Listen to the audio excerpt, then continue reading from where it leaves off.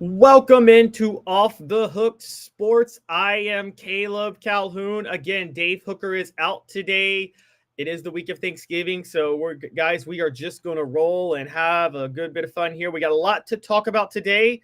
We're talking about a big commitment for Tennessee. They flipped one yesterday from USC, an in-state kid. We're going to get to that. We also have more news surrounding another high-profile commitment of Tennessee's who may be tinkering with somewhere else. We're going to break that down. We've got a little bit of a breakdown of SEC road games and how that could affect Tennessee because it hasn't been pretty this year. Sticking with the SEC, we're going to ask just the question, has it been overrated this year? Are they cannibalizing themselves? You see different debates in different ways, but guys, there's a very good argument that both could be true. And obviously, we're going to have a little football IQ today. So again, guys, Thanksgiving week, bear with me. Thanks for tuning in the show with me. The show is brought to you by Chattanooga Mortgage. That's right, Chattanooga Mortgage. Congratulations, your home search just got easier. Buying a home in Chattanooga has never been easier. Go to chatmortgage.com. That's chat with two T's. Mortgage.com. Also, the show brought to you by Banks & Jones. Why settle? Play to win. BanksandJones.com. Let's go ahead and dive in right now with Tennessee's newest commitment. It happened late last night, as I'm sure you guys were all getting ready for bed and ready to relax. And a guy named Dallin Morris from Murfreesboro announced his commitment to Tennessee football. Morris had been committed to USC, funny enough, for dating back to April. And he is a three-star pretty much across the board, except on Rivals, where he is listed as a four-star. So he's a four-star on Rivals, a three-star everywhere else. So Morris commits to Tennessee. This is kind of a very underrated pickup for Tennessee. He's 5'10", 185 pounds, hails from Oakland High School in Murfreesboro, which is in Rutherford County, obviously. Was recruited by Darrell Sims, who wasn't on the staff last year. Could be why Tennessee didn't get in on him initially. But you're looking at a guy that has the exact same build of Dylan Sampson. Dylan Sampson, remember, guys, was a three-star coming out of Louisiana and was a four-star on just one recruiting service at that time. But 247 Sports Composite had him as a three-star. And he gets to Tennessee, and after 2 years of developing, putting on some weight, has arguably the greatest season in Tennessee football history this year, which, by the way, I want to point out that he's very close to Travis Stevens' single season rushing record. He has 1307. The record is by Travis Stevens, which was set in 2001. I'm pulling it up now, but I do believe that record was 1464. So Dylan Sampson could be 2 games away from setting that record or breaking it. But back to the point of Morris. This kid is 5'10", 185 pounds. He's in the class of 2025. Guys, you can't tell me that Dylan Sampson's success didn't have a huge role on him deciding to flip from USC to Tennessee. I think there's 2 factors at play here for why he committed, or why he flipped from USC to Tennessee. The first is there's a few. The first is the struggles of USC. Lincoln Riley's losing control of the program. It is a disaster out there, and fans are not happy with the offense for obvious reasons. The other point, though, is that as an all-purpose back, he probably wanted to commit to somewhere, not minding if they were going to throw it a little more because all-purpose backs are featured in the passing game.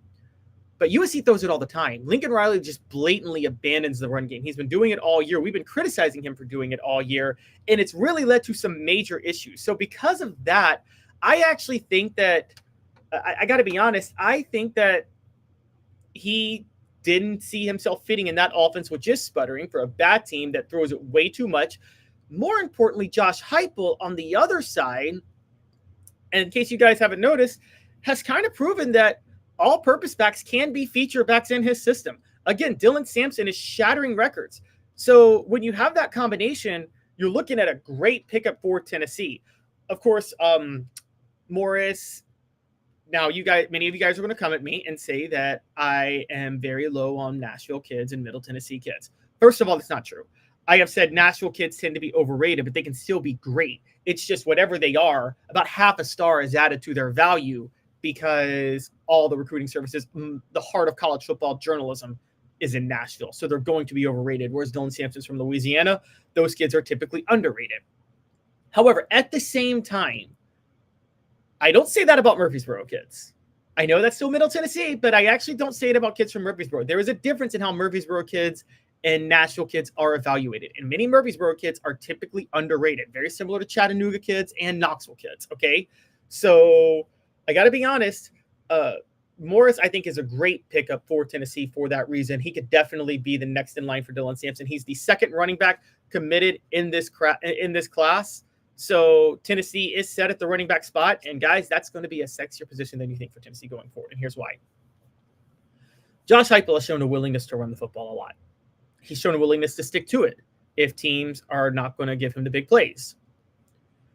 That's been the story of this year more than anything else for Tennessee. It is why the offense hasn't been as exciting through the air as people thought, is because the defensive schemes that have been run have led to Tennessee deciding to run the ball a lot more, particularly those 3-3-5 schemes. It's why Dylan Sampson is setting records. We said at the beginning of the year that wide receivers would be the most intrigued to go play for Tennessee football, given this system, even more than quarterbacks. But with the changing schemes to slow down this offense, teams are selling out to make them run the ball, and Heupel's willing to do it. It's now attractive for running backs too. You're going to get a lot of carries. If teams stay committed to that 3-3-5 defense, you're going to be touching the ball every single time. And I think because of that, many, many more running backs are going to commit, particularly all-purpose backs. This seems like another early evaluation move by Tennessee because they still had their pick of the litter probably to get better backs down the road. But picking up a guy like Morris a week out from the early signing day for the 2025 class, which this early signing day will be for, very much screams they like this guy and they evaluated him. And for the record, USC wanted him, as we've talked about, but Auburn wanted him too. So it looks like Tennessee did win a legit battle for this kid. He is appearing to be undervalued. If he keeps his speed, and I looked at some of his tape yesterday, if he keeps his speed, and that's relative because he is playing in against competition that doesn't necessarily show the best speed, but if he keeps it, he can be dangerous at the next level if he can keep it and put on 20 pounds and if the speed's legit. And that's because his vision and his cutback ability are incredible. Some of the best you'll ever see, guys. I'm serious. Go back and look at his tape. Look at some of his tape from his junior year. He hasn't uploaded his senior year highlights, which would be this year. But his tape is great, and it really suggests he is somebody who can do the cutbacks, who has the great vision, who could be a giant weapon for Tennessee football in the future. And again, this is a desirable pickup for Tennessee. We're going to stick on this topic for a minute, but first, I want to let you guys know that the show is brought to you by Banks & Jones. Well, it's because they're Tennessee's trial attorney. You can play to win with Banks & Jones because they'll go to trial. You've heard of other lawyers. They say they'll go to trial and fight for you. They won't. They just want to settle. That's the easiest way out. Well, that's not Banks & Jones, led by T. Scott Jones. They won't settle. They'll go to trial for you. Tennessee's trial attorney. They play to win. Truly, Tennessee's trial attorney when it comes to criminal defense or personal injury. Why settle? It's Banks & Jones. T. Scott Jones. BanksandJones.com.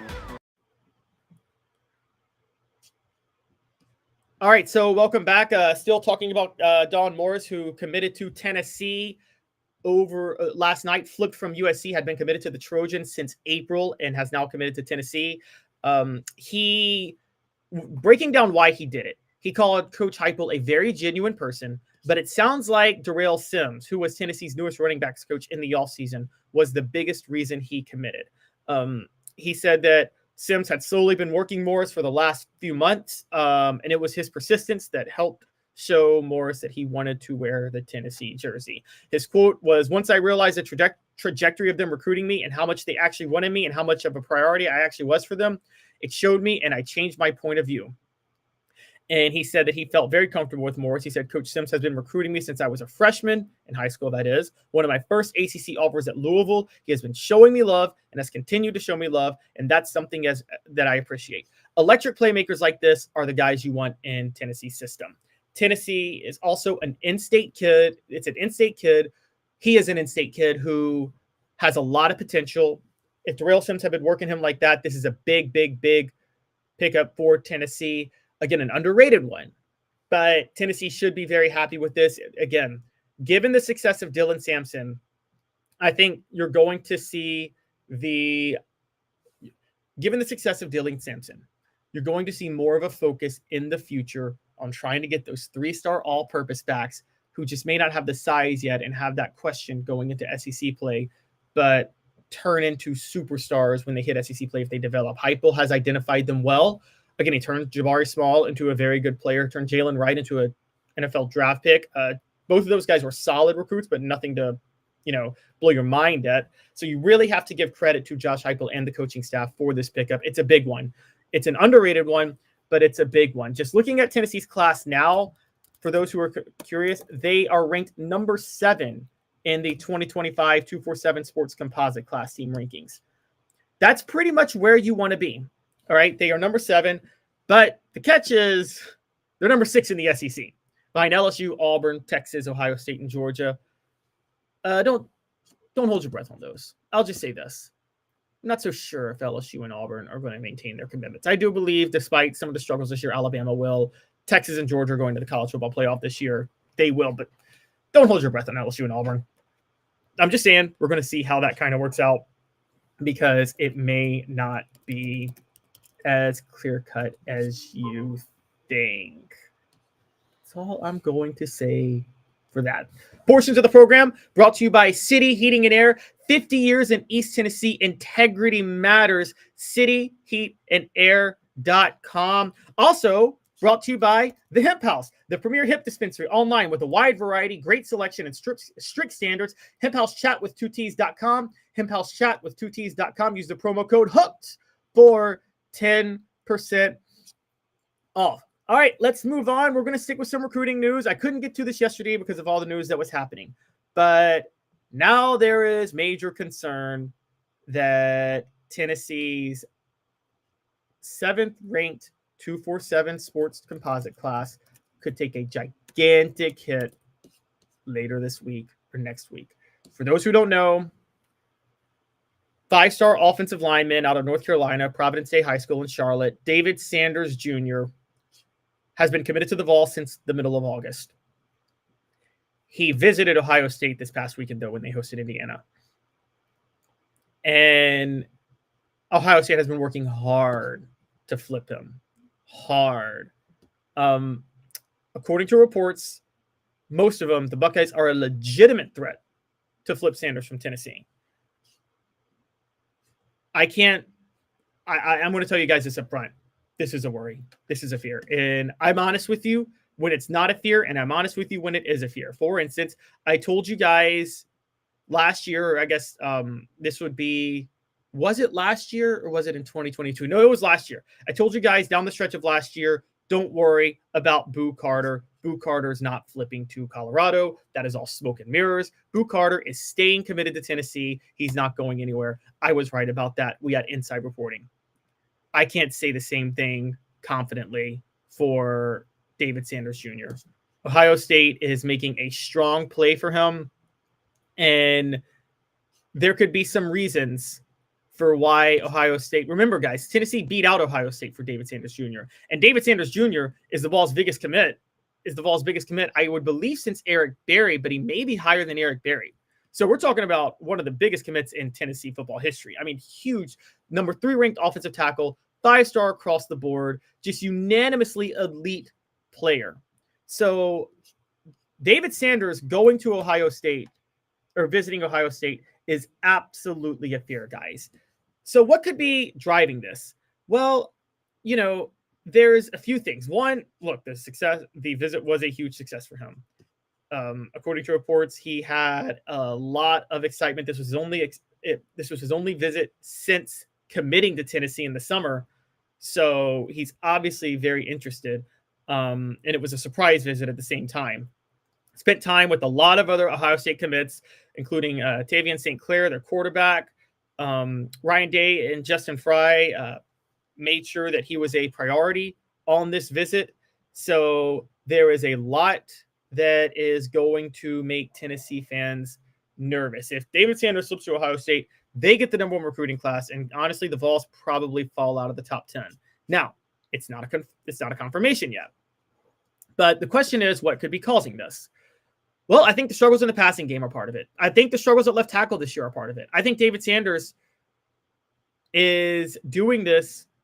It could be based on money, but Tennessee can afford to pay him. It also could be based on development and coaching, guys. And we're going to have to go here. There have been some questions about Glenn Ellerby's development of players. He did turn Darnell Wright into a top 10 pick once he flipped Darnell Wright to right tackle. No other tackles, though, have really been standout amazing since he has been at Tennessee. David Sanders, if you're him, you can't ignore what you saw from Lance Hurd and John Campbell Jr. this year. Lance Hurd was a 5-star. Yes, he didn't win a starting job at LSU, but that's because it was a reportedly generational talent there. So David Sanders just had to go somewhere else, which he did. But that's not what's happening here. With David Sanders, you would think David Sanders is good enough to win the job immediately. But what's happening with Lance Hurd at Tennessee is he's struggling again this year. And there seem to be some questions about how Glenn Ellerby develops offensive linemen. And I got to point this out. And I've said this for a long time now, and I need somebody to try to correct me on it. Name an offensive lineman under Josh Heupel who was recruited by Josh Heupel and signed by Josh Heupel out of high school who has started for Tennessee football on a consistent basis. You guys go ahead. Name it. I'll wait. All of y'all can try to make a case, but even the players who signed with Tennessee out of high school who have been starting, they committed to Jeremy Pruitt, the Cooper Mazes of the world, Javonte Spraggins of the world. Jackson Lampley actually got a start on Saturday at guard. They were either those or they were transfers, like John Campbell, like Lance Hurd, like Andre Carrick. That's been the way that this offensive line has been built, and Gerald Mincey before he went to Kentucky.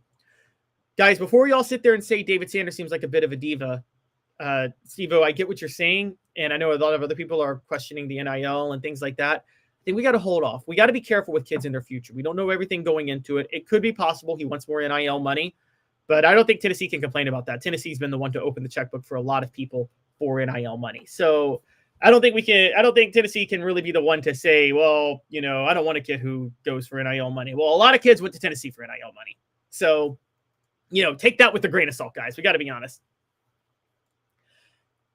Tennessee also, their offense not doing what it's been doing, their pass offense not being what it was, is going to hurt it with recruiting tackles too.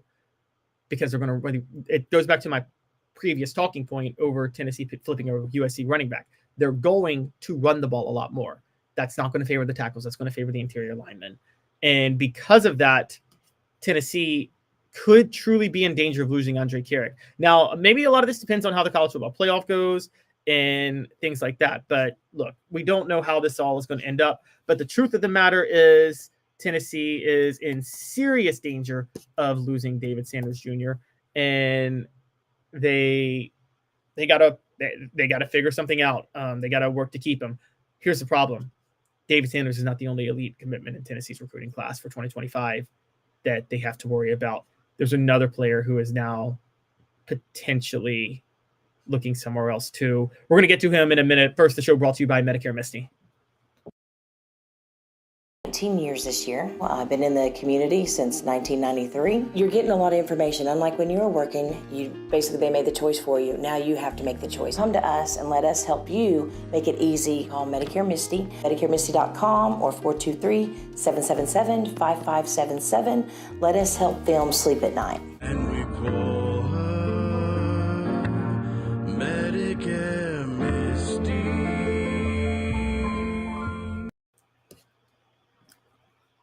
All right, everybody. Another scary commitment for another scary potential flip for Tennessee is Onis Kononbene, who has been committed to the Vols. He's in the 2025 class, committed out of South Carolina, out of Heathwood Hall Episcopal School.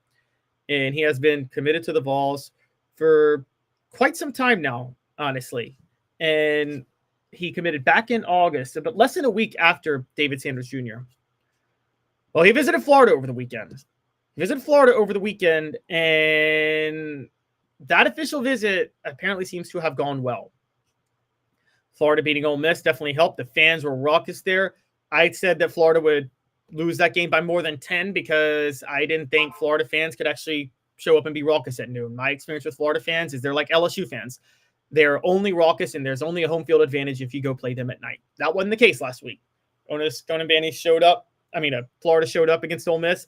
Onus Konambani was there to see those fans on hand, and they did their part to help him show some interest. Now, there's just the regular exterior factors would lead me to believe Konambani is going to stay at Tennessee more than Sanders, and here's why. A few things. One, even with that win on Saturday, there's still so many questions about Billy Napier and the future of Florida. You can't say that one win over Ole Miss is going to change anything. Nobody knows how that's going to work out long term. I still don't know if Florida is in the best shape long term because of that. Two, Tennessee this year with Tim Banks has totally rewritten the script over cornerbacks and defensive backs. They showed they can turn defensive backs into elite players if those players are good enough. Okay, Jamon McCoy is a generational talent at cornerback. Ricky Gibson is one of the best number 2 cornerbacks, maybe the best number 2 cornerback in college football. That could be the best cornerback tandem in college football this year. So in college football right now. So, which we are going to talk about in a little while because there is just a lot to love with those two. On top of that, look, you have to wonder about Florida's NIL. If you think this is about NIL, Florida doesn't have a great NIL collective. It is on a house of cards. So it's not like Florida could offer him money that they can't promise or that they can promise. They already had to back off a promise to Jaden Rashada. So with that in mind, again, I'm not so sure that Konambani would flip. The fundamentals of that commitment suggest that he wouldn't flip to Florida. So I wouldn't worry about him as much. Worry much more about David Sanders Jr. I think Onus is probably going to stay committed to Tennessee for the time being. Portions of the program. As a matter of fact, I'm just going to go ahead and go here. I'm going to go ahead and say it. Bank on it. Bank on it. Onus Konambani is not flipping. Commercial Bank is your neighborhood bank. What makes us different from other banks? We understand that every customer has unique opportunities, challenges, and financial concerns. We don't expect you to fit into the same box as the next person or business. Whether it's purchasing a home, saving for your child's future, or planning for your next vacation, we're with you every step of the way to navigate life's big decisions. Commercial Bank. Life made better. Yes, Onus Konambani's not going to flip. Bank on it. There are too many factors in play that favor Tennessee. On the other hand, you should be worried about David Sanders Jr. We don't know what's going to happen, but this is not a good situation for Tennessee. So, of those two teams, bank on it. Konambani stays. David Sanders Jr. is up in the air. Gun to my head, I would think David Sanders Jr. may flip to Ohio State. But we'll see how that goes. When we come back, we're going to take a 2-minute break. When we come back, we are going to talk about the SEC in multiple ways, by the way. First off, the show is brought to you by Peak IV Hydration in South Knoxville and Sevierville. Live your life to the fullest. Hydrate, rejuvenate, and elevate your health with Peak IV Hydration. The link is in the chat now down below. Again, Peak IV Hydration. Also, the show is brought to you by Joe Neubert Collision Center. For nearly 50 years, Neubert Collision Center has been East Tennessee's best choice for quality repair work and fantastic customer service. And it's brought to you by National Fitness Center. Unmatched value, limitless options. Begin your fitness journey today. Again, for both of those, go to for Neubert Collision Center, go to joeneubertcollision.com. And for National Fitness Center, go to nfc1.com. We're going to take a 2-minute break, and when we come back, we are going to talk a little bit of SEC football, and many of you guys may not agree with the take I may have. 2 minutes, stick with us. I've been in business actually 19 years this year. I've been in the community since 1993. You're getting a lot of information. Unlike when you were working, they made the choice for you. Now you have to make the choice. Come to us and let us help you make it easy. Call Medicare Misty, MedicareMisty.com or 423-777-5577. Let us help them sleep at night. And we call her Medicare Misty. Now in its 45th year, the second and third generations continue Joe Neubert's commitment. His vision of what this business needed to be, we still try to live up to that. Joe Neubert Collision Center. Why Banks & Jones? Well, it's because they're Tennessee's trial attorney. You can play to win with Banks & Jones because they'll go to trial. You've heard of other lawyers. They say they'll go to trial and fight for you. They won't. They just want to settle. That's the easiest way out. Well, that's not Banks & Jones, led by T. Scott Jones. They won't settle. They'll go to trial for you. Tennessee's trial attorney. They play to win. Truly, Tennessee's trial attorney when it comes to criminal defense or personal injury. Why settle? It's Banks & Jones. T. Scott Jones. BanksandJones.com. Dave Hooker here for Dynasty Pools and Spas, your home for the best spas and everything you need to jump right in. Relaxing, therapeutic, absolutely. But what sets Dynasty Pools and Spas apart from others is that you get everything with any spa purchase. You get the cover lift, the steps, delivery, and chemicals. When Dynasty Pools and Spas delivers your spa from their Athens location within 125 miles, you'll get your own personal hydrotherapy spa. Mention me, Dave Hooker, or Off the Hook Sports, and get $500 off your top quality new spa. Dynasty Pools and Spas, just off the Athens exit. Drop in and receive a free gift from Off the Hook Sports, Dynasty Pools and Spas. Mention Off the Hook Sports for a drop-in prize and that $500 discount, Dynasty Pools and Spas. To check out some of the Dynasty Spa models and to buy spa chemicals, go to dynastypoolsandspas.com. Dynasty Pools and Spas.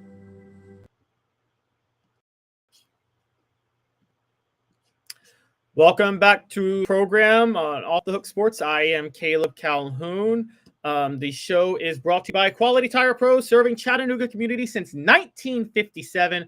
All major brands of tires, full service automotive, brake alignments, oil changes, and more. Go to www.qualitytirepros.com. Say Off the Hook sent you and said, "Hey, Mo, Off the Hook Sports sent you." QualityTirePros.com. All right, we're going to move over to some SEC play. And I feel like I should do the stat of the day to lead you guys into SEC play because it's kind of a crazy one. You ready for this? This year, 7 ranked SEC teams have lost road games to unranked SEC teams. That's the most in the history of the conference. I want to repeat that. 7 ranked SEC teams have lost unranked games to SEC teams. That is the most in the history of the conference. And that's going to lead into our next topic, which is, should Tennessee fear playing on the road at Vanderbilt? Tennessee, to make the college football playoff, has a simple objective: beat Vanderbilt. That was a simple objective given to Robert Nealon back in 1926 when he was hired, was even the score with Vanderbilt. And when he retired, he had even the score with Vanderbilt. Tennessee has dominated Vanderbilt. It just seems like the easiest task. But this year, road upsets in the SEC have been the norm. Just last week alone, 3 ranked SEC teams lost on the road to unranked SEC teams. Now, Tennessee is no stranger to being a victim of this. Tennessee, as a ranked team, lost on the road to unranked Arkansas. Vanderbilt is no stranger to being one of those SEC teams to pull off the upset. Vanderbilt, at home, upset Alabama back at the end of September. So there is a concern here. On top of that, Tennessee under Josh Heupel is 6-9 on the road, guys, in SEC games. Excuse me, not SEC games, just in general. They're 6-9 on the road. That's not a really good situation. No, excuse me, it is SEC games. In SEC games, they're 6-9 on the road. So Tennessee has a history of struggling on the road. They've been one of the victims of ranked teams falling on the road this year to unranked teams. They're playing a team that is one of the unranked teams to beat a ranked team at home, and they're playing them on the road. On top of that, it's Vanderbilt, who always gives their best effort to play Tennessee. Should Tennessee worry about playing Vanderbilt on the road? The obvious answer is yes. Now, there's a few things working in Tennessee's favor. Let me talk about those for a minute. Actually, I'll get to those. I'm going to get to those a little later. First, let's talk about why Tennessee should fear Vanderbilt the most. Vanderbilt, I'm going to give you a history lesson, guys. 8 years ago, when Butch Jones made his life championship comment, which was hilariously, laughably stupid, we all agree. Tennessee wasn't going to win the East or play for the SEC title, which was the goal of 2016 with Josh Dobbs at quarterback. However, they were 8-3, and they were about to go play Vanderbilt. And if they beat Vanderbilt, they were going to go play in a New Year's Six Bowl, which would have been the best bowl game by far for them since the former days, probably since 2001 when they went to the Citrus Bowl. I know the New Year's Six Bowl wasn't a Citrus Bowl, but it was just a different type of organization back then. So point being, they were going to go to a New Year's Six Bowl had they beaten Vanderbilt. Vanderbilt shocked them with Derek Mason, which got Vanderbilt to a bowl game, and Tennessee had to be finished 8-4 and go to the Music City Bowl. So there is a history behind this. Tennessee is going to be in for a dogfight. Now, you can sit there and say, oh, but they're not going to overlook Vanderbilt. They're going to take the game seriously. Okay. Well, we do know Texas A&M did not take Auburn seriously because Mike Elko let slip that they were focused on Texas. Whoopsie. Okay, so there was that. Do you guys not think Alabama took Oklahoma seriously? Because I think they did. Do you not think Ole Miss took Florida seriously? Ole Miss knew that this was going to be their toughest out to make sure they clinched the college football playoff berth, and they blew it. So these teams are taking teams seriously in the SEC, and they're still losing. The road games are difficult. Tennessee's got to be concerned about that. Now, Tennessee has a few things working in their favor when they go visit Vanderbilt. Nashville's not really a road game for Tennessee. I'm just going to be honest, it's not. It may be for Alabama and other schools, but Nashville is Vol country. I'm still willing to bet that more of that stadium is Tennessee fans than Vanderbilt fans. The neutral site thing does not affect Tennessee on the road the way actually road games do. So the distractions won't be there with the offense if it's a neutral site game, which it effectively could be. So there's going to be more Vol fans. So that's one thing working in Tennessee's favor, that it actually could be like a home game for Tennessee. The other is, as I've told you, they're not taking Vanderbilt. They're not going to take Vanderbilt lightly. They're going to take them seriously. Finally, and most importantly, I think, this isn't the same Vanderbilt team that upset Alabama. So here's what's happened with college football. And we're going to talk a little parity for a minute. With NIL in the transfer portal, more parity has set in than ever before. What has come of that parity? In September and October, and yes, now late November, if a lesser team is healthy and playing at home, they can upset anybody. That's how Vanderbilt upset Alabama. That's how Florida upset Ole Miss because Florida got healthy at the right time. That's been happening everywhere. Tennessee is definitely more healthy and less banged up right now than Vanderbilt is, believe it or not. Vanderbilt, the season has worn on with them, and so now they're getting banged up a little bit. And this is what you always say about those lesser teams that have the grind of a season. They can pull off the upset in September and October. Can they do it in late November? Vanderbilt doesn't have a lot of depth. The key with NIL on the transfer portal is it has lessened the depth of the elite teams to where they're capable of losing to lesser teams. But that doesn't mean the lesser teams aren't vulnerable to lack of depth. They are. And Vanderbilt is vulnerable to lack of depth and doesn't have it. So Tennessee should be able to beat them. Now, I know many of you guys will say, well, Vanderbilt did play LSU close last week, and they did, and they played them close on the road. I think LSU's quit on the season, guys. So I don't even think that counts. So that's what's working in Tennessee's favor. However, Josh Heupel was asked to address this yesterday, and playing on the road at Vanderbilt, guys, it would be brutal for Tennessee. If they cost themselves a playoff berth because they lose to Vanderbilt on the road the last game of the year. Again, they have cost themselves big games in the postseason before by losing to Vanderbilt. Okay, 2005 was just a weird upset, but they did cost themselves a bowl game by losing to Vanderbilt that year. 2016, under Butch Jones, the life champions at least could have gone to a New Year's Six Bowl to celebrate in their first major bowl in years. Had they beaten Vanderbilt that day, they lost because the defense was horrible. Tennessee can't take this game lightly. They have a few issues. Jeremiah Thielander has been way below average the last 2 games, and Vanderbilt uses Diego Pavia to run and pass the ball all over the field. Thielander gets out of position a lot. Okay, so I got to be honest, Tennessee has to be concerned about that. More importantly than that, Tennessee has to be more wanting to play this game. Look, you hate to talk generalities. Are we sure Tennessee wants this game more than Vanderbilt does?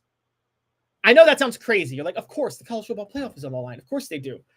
That doesn't mean anything. Vanderbilt still would love nothing more than to ruin Tennessee's playoff season, guys. They wanted it more. And it's not like Tennessee has not played games before where they had everything to play for and the other team still wanted it more. The 2001 SEC championship game, Tennessee didn't want to play that game. They just wanted to go straight to the Rose Bowl to play for the national title against Miami.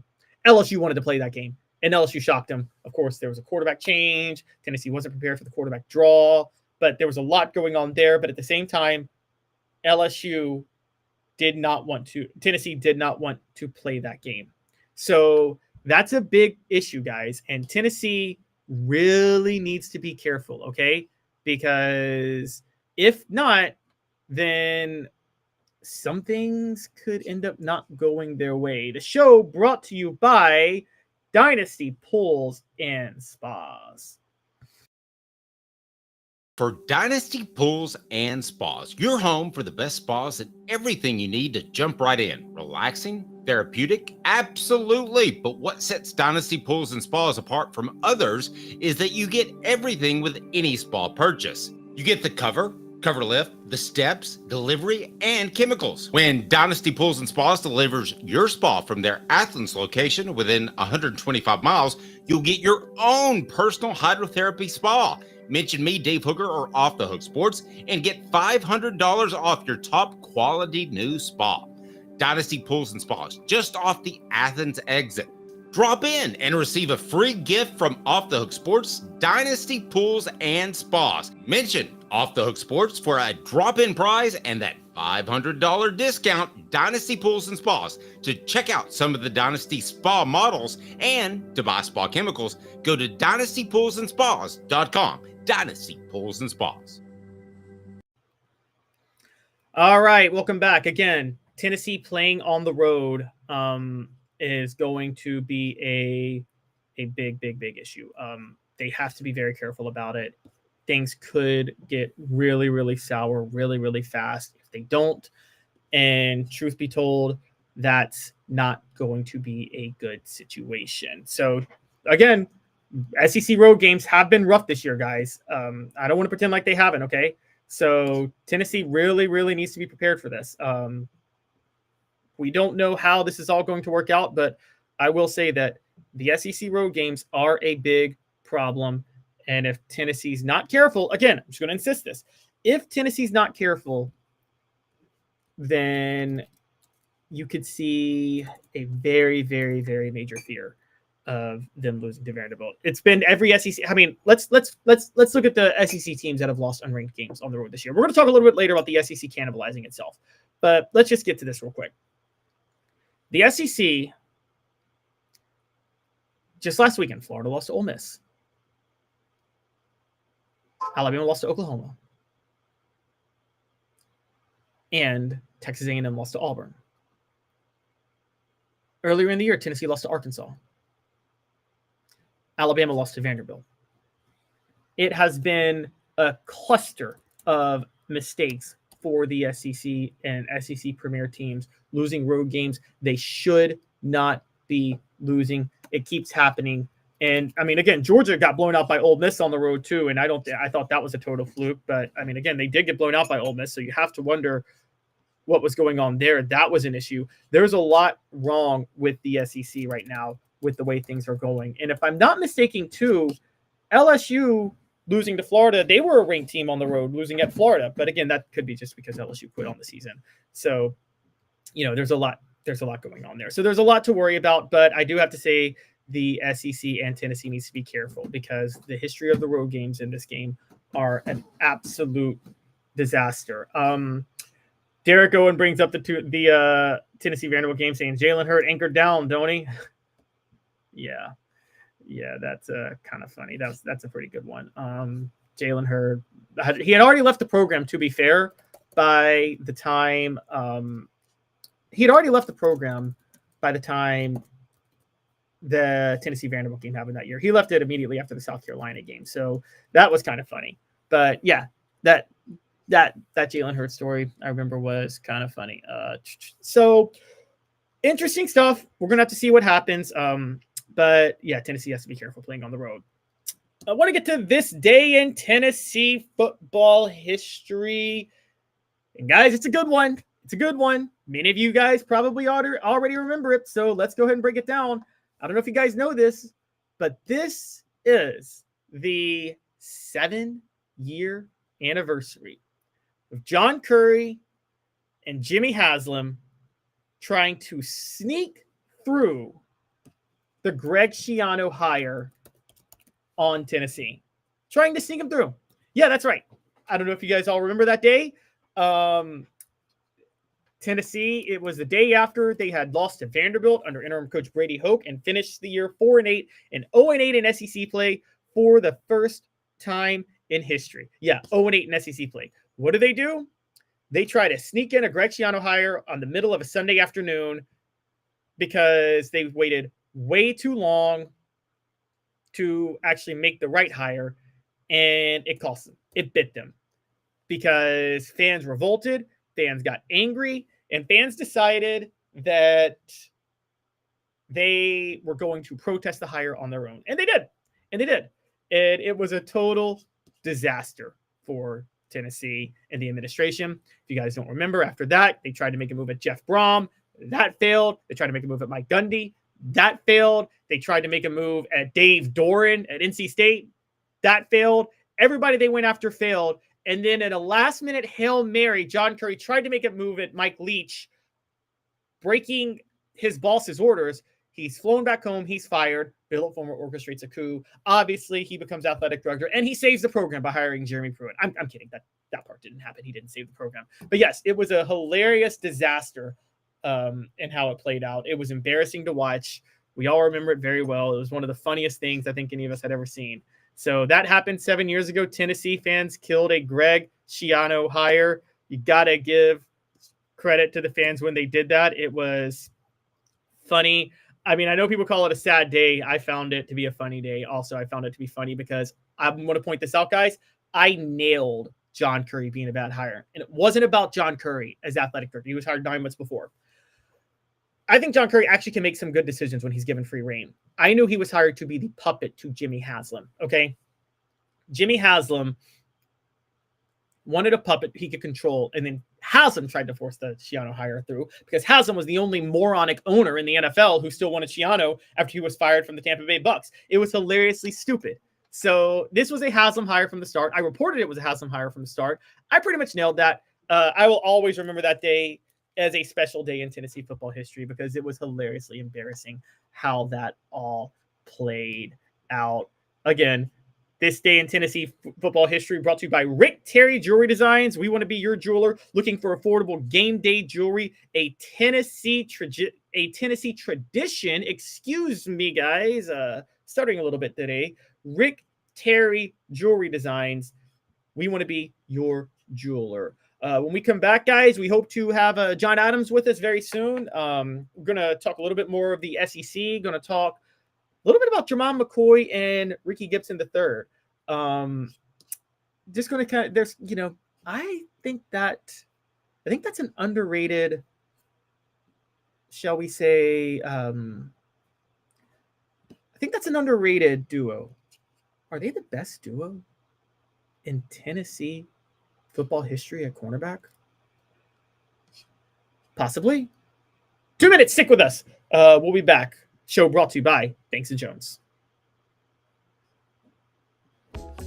Sports Treasures in North Knoxville is one of the South's largest sports cards and memorabilia dealers, featuring over 10 million sports cards from vintage to modern. Sports Treasures carries a full line of hobby boxes, singles, autographed memorabilia, Tennessee Vol collectibles, fan cave decorations, and so much more. See a museum full of collectibles at Sports Treasures, 4819 North Broadway in Fountain City, and Sports Treasures on Facebook. Sports Treasures, where the real sports fan goes to shop.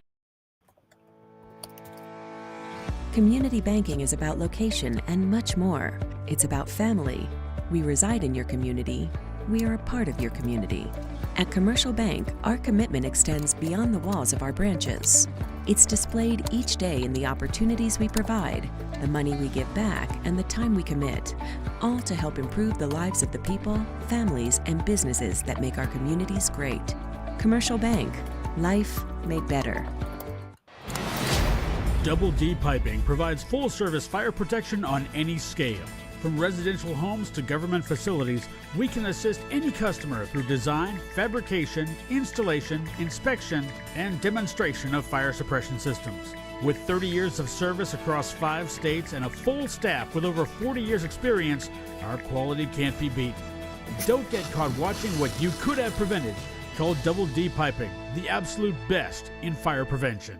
With our brand new location on Emory Road, Eye Care Optical is bringing East Tennessee's best eye care to your neighborhood. Doctors Johnston and Combs offer unmatched expertise and care without a trip to Knoxville. Eye Care Optical, now in Powell. Are you ready to get strong? At NFC, we offer top-notch weight training and functional fitness, so you can build strength and improve your performance. Join today at NFC1.com or stop by any one of our 7 East Tennessee locations. When the lights turn on and the game begins, you need a team that gets the job done. It's Ford commercial truck season at Varner Ford in Clinton, where our strong lineup is built for power and performance. Step up your game in this new 24 F-150 4x4 Super Crew, $46,997. It's at 250 Cargo Van, $50,950. 24 Ford Maverick XLT Hybrid, $28,929. Local you trust, performance you can afford. Varner Ford, built for the game.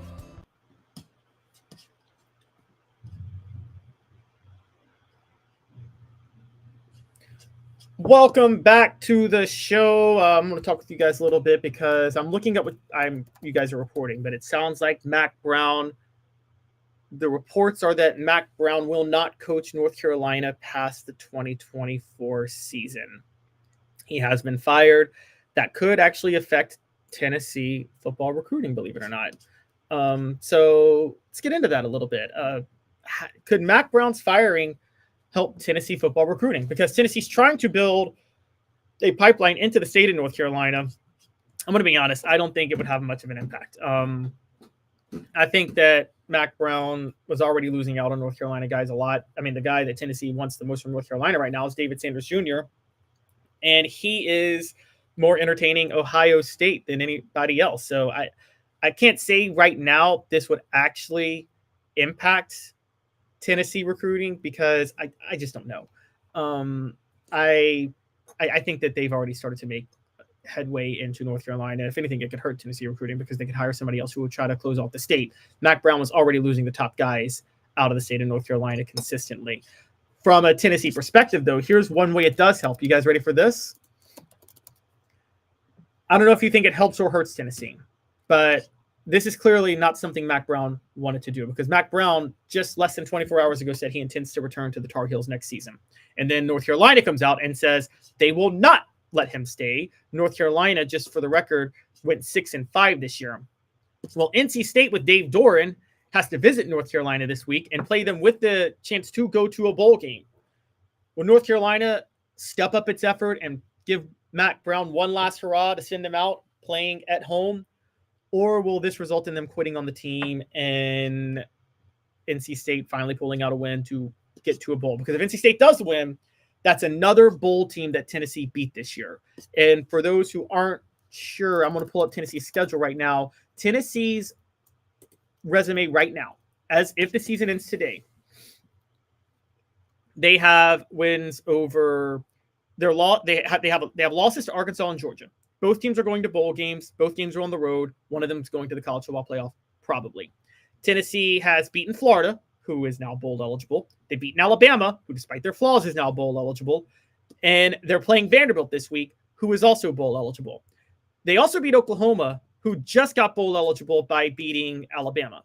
So all of those teams are bowl eligible, and Tennessee has. So looking at their resume again, Oklahoma, Florida, Alabama are bowl eligible teams they've beaten. Vanderbilt could be a fourth. That would be 2 road wins and 2 home wins if they beat Vanderbilt. The 2 losses, also to bowl eligible teams, Arkansas and Georgia, both on the road. So to this point, they have played 6 bowl eligible teams, half their schedule, and they would play 7 if NC State won this weekend at North Carolina. They would play 7 bowl eligible teams. They would have, I mean, again, yes, it would be only 2 teams that are actually in the top 25 right now, Georgia and Alabama, and only Georgia is a college football playoff contender.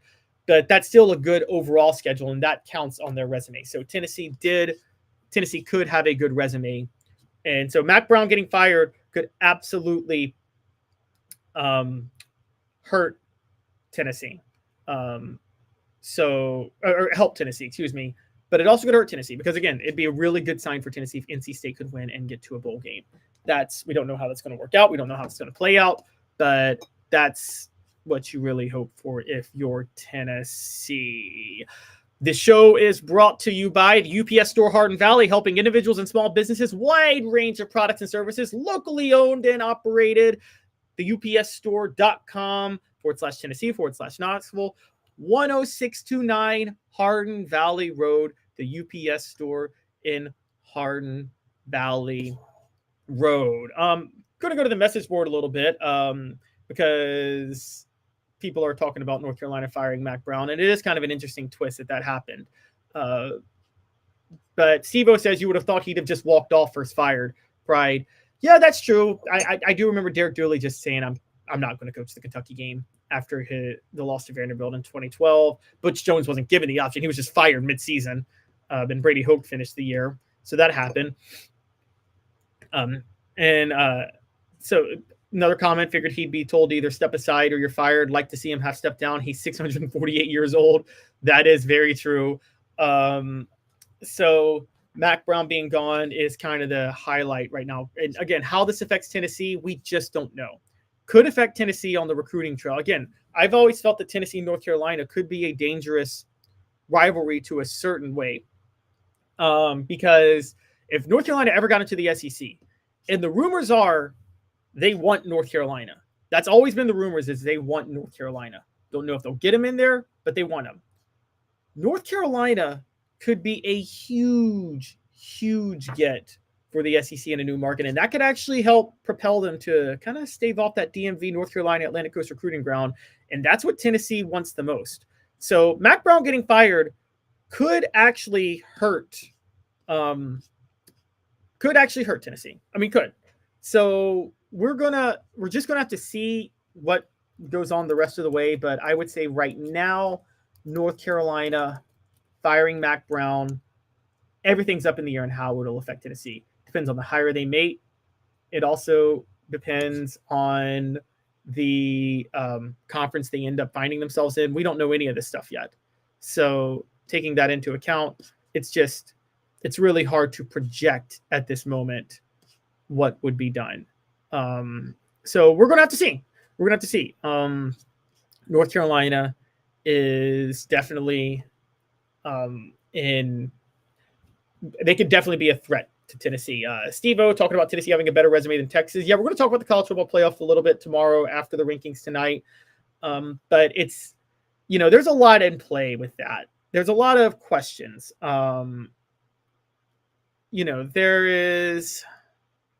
don't know for sure where Texas would end up if Texas lost to Texas A&M. But I would say Texas losing to Texas A&M would probably knock them below Tennessee. And that's probably a big rooting interest. We'll talk about the rooting guide for Tennessee later in the program. But yeah, Tennessee could want to root for Texas A&M this weekend. And Texas A&M losing to Auburn only further helps that. That's a big benefit to Tennessee as well. So there's a lot working in Tennessee's favor with this North Carolina with the college football playoff as well right now. The big thing for Tennessee, though, again, it's very rare, it's underrated, but the committee does, even though I don't think they watch the games, I think they look at resume. And so because they look at resume, I think you really should dive in to see what they do with NC State and North Carolina. Because if NC State wins this weekend, that's a Power 5 team that Tennessee blew out 51-10 at the beginning of the year. And that looks really, really, really good on Tennessee's resume. Tennessee, by the way, is, for a quick stat of the day, Tennessee is the only team to give up as few points as they've given while also scoring 50 points or more against 4 opponents. That's kind of an interesting stat. Just thought I'd throw that out there. They have been a complete team. Now they do beat up on the lesser teams. It's kind of an interesting point. Pat 40 reporting that they want Greg Schiano, North Carolina. Wait, is that a joke or is that real? Guys, I'm sorry. This is happening real time. So I don't know for sure if that's the truth, but if that is, that's hilarious. So we're going to have to see how that happens. But yeah, one of the Greg Schiano, by the way, may make our football IQ for this weekend. So we're just going to see how that goes. But yes, yes, Schiano may make our football IQ. We're there was a pretty dumb boneheaded decision that he made on Saturday that I don't think you make in these types of situations. So we'll get to that, though. Kind of interesting. But yeah, it'd be really funny if they actually went and tried to hire Greg Schiano. That would be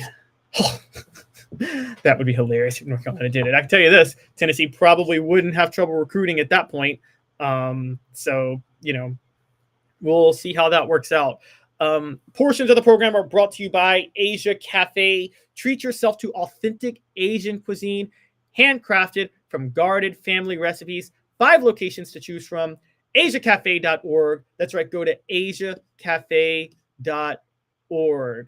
Hit that like and subscribe button. Ring the bell. Turn your notifications on. Again, hit the thumbs up. Tell a friend. Leave a comment. You know, doing this rolling solo today, so helps a lot when you guys can feed off what I'm doing, and we can feed off each other. Fox Squirrel says North Carolina is like Kentucky basketball first. Yeah, but you know, I think North Carolina does see the value in generating revenue football wise. I do.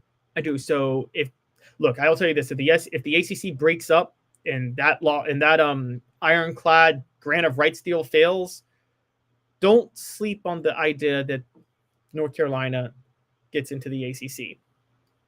Virginia, I still think maybe the top team to get into the ACC because they generate even more revenue than North Carolina. But North Carolina and Virginia together, that's kind of an intriguing. I think that's where the ACC is going. Everybody talks about Clemson. Everybody talks about Florida State. Everybody talks about maybe Miami. I think if you're the ACC, if you're the SEC, if the ACC breaks up, your biggest goal is to try to figure out a way to get Virginia and North Carolina. And I've heard that they really want North Carolina. And for those who don't know, if I'm not mistaken, didn't Greg Sankey graduate North Carolina, guys? You guys check me on that. No, he did not. I apologize. But I've heard that they really want North Carolina. Want to bring in this guy real quick. Guys, please welcome to the show, John Adams. John, sorry, I'm working on a few. I'm dealing with this new software right now, and I feel like I'm the boomer between us. One more second. There we are, John. You there? Yes, there I am. Nice work, Caleb. Is this something you can blame on COVID? Oh, the software issue? Yeah. No, Restream. Most people blame everything on COVID that's happened in the last 4 years. That is true. They do. No, Restream just changed the software up on us mid-season. And, you know, typically I need like a weekend to play with the software to learn it, but it's football season. I don't really have time to play with it during this time. So that's a pretty funny situation. John, we were just talking before we get going. I don't know if you saw North Carolina. Mac Brown said yesterday he intends to return next season, and North Carolina said today, nope, don't bother returning. So they fired him. So do you think that impacts college football or Tennessee at all? It could. It seems like everything impacts everything else now. We see recruits. We're coming down the home stretch of recruiting, and people, you know, commit, decommit. I just saw where running back from committed to Southern Cal is now committed to Tennessee. So I'm sure there will be some fallout from that. Mac Brown is one of those coaches. He's very personable. I think probably you always say a recruit should sign with the school, not with the coach. Sounds good, but that's not what happens. The coach is the one with whom they develop a relationship, and Mac has got very good people skills. And I'm sure there's some players that were going there not simply because it's North Carolina, because Mac Brown is the coach there. I don't usually defend coaches in their comings and goings. I hardly ever do. But Mac Brown's done a lot for North Carolina football. He did a lot on his first time around there. He really bulked up that program. Not as much this time, but I'm kind of surprised that they would fire him. I don't know what the status is of his contract or how that plays into it. But he's done as much for North Carolina football as anybody I can think of, and since I've been covering the sport. Yeah, my one guess is I think that, so I was telling before you hopped on air, I know some reports if the ACC were to collapse and the SEC tried to expand, I've heard that they would go for UVA and North Carolina before Florida State and Clemson. And I think North Carolina might be jockeying to try to get into the SEC and maybe think, okay, maybe they think if they do that, they could take a next step in football if they did that. That's possible. I think the SEC is. We always talk in terms of Florida State and Clemson when we think things like good fit for the SEC, that sort of thing. But the SEC looks at it differently. It looks like it from through a monetary lens, and North Carolina's brand is very strong. Clemson certainly has a better football program, always has, and I think Clemson is very much an SEC type school. But yeah, the SEC wants North Carolina, and you're right. It probably wants Virginia too, even though Virginia's football pedigree doesn't justify playing in the SEC. No, not at all. Not at all. All right, so let's get rolling. Wanted to talk a little bit of Tennessee football and then SEC football in general, interestingly enough. But I want to start with, over the weekend, Tennessee obviously beat UTEP 56-0. That wasn't really the story of the weekend for Tennessee. The playoff was. But in the game, Jamal McCoy had an interception. Ricky Gibson III forced a fumble and had a tackle for a loss. John, Jamal McCoy has looked like an All-American to me this year. I've compared him to the Dwayne Goodriches of the world and even the Alontae Taylors a few years ago. Ricky Gibson looks like such a good second cornerback, though. Is this the best cornerback tandem you've ever seen at Tennessee? Wow, that covers a lot of ground. I'm trying to think back. I don't think of nobody's ever called Tennessee cornerback U. They have not. They have not. If I'm looking for positions of weakness through the years, I think cornerback is something that would come to mind. Probably when I think of Tennessee, I think of safeties before I do cornerbacks. Even going back to the net, when you start talking about Tennessee's most talented teams, those were in the 1990s, and I'm just trying to think about a cornerback tandem that I would deem best ever. I go back to on the championship team, Dwayne Goodrich made a big play in the national championship game. He played in the NFL. He was a really good player. Steve Johnson was a cornerback on that team too. Maybe a little underrated, but he wasn't at the level of Goodrich. He wasn't the pro prospect that Goodrich was. So I'm really at a loss to think of a really dynamic cornerback tandem. Yeah. I mean, I would like to see another season of these guys before I say they're the best. Okay, so let's talk about them individually, because let's just take Jermon McCoy for a minute. Where would you rank Jermon McCoy among cornerbacks you've seen at Tennessee? You brought up Dwayne Goodrich. I also know Jabari Greer and Alontae Taylor a few years ago. Is he in that category to you already? Probably. Cam Sutton always comes to mind when I think about cornerbacks at UT. Perhaps not as heralded a recruit as a lot of guys, but who played really well, really did a nice job for Tennessee and has had an NFL career. Yeah, I think Jermon McCoy is probably as good as anybody just based on this year. I couldn't say as much for Ricky Gibson. I don't put him in McCoy's category right now.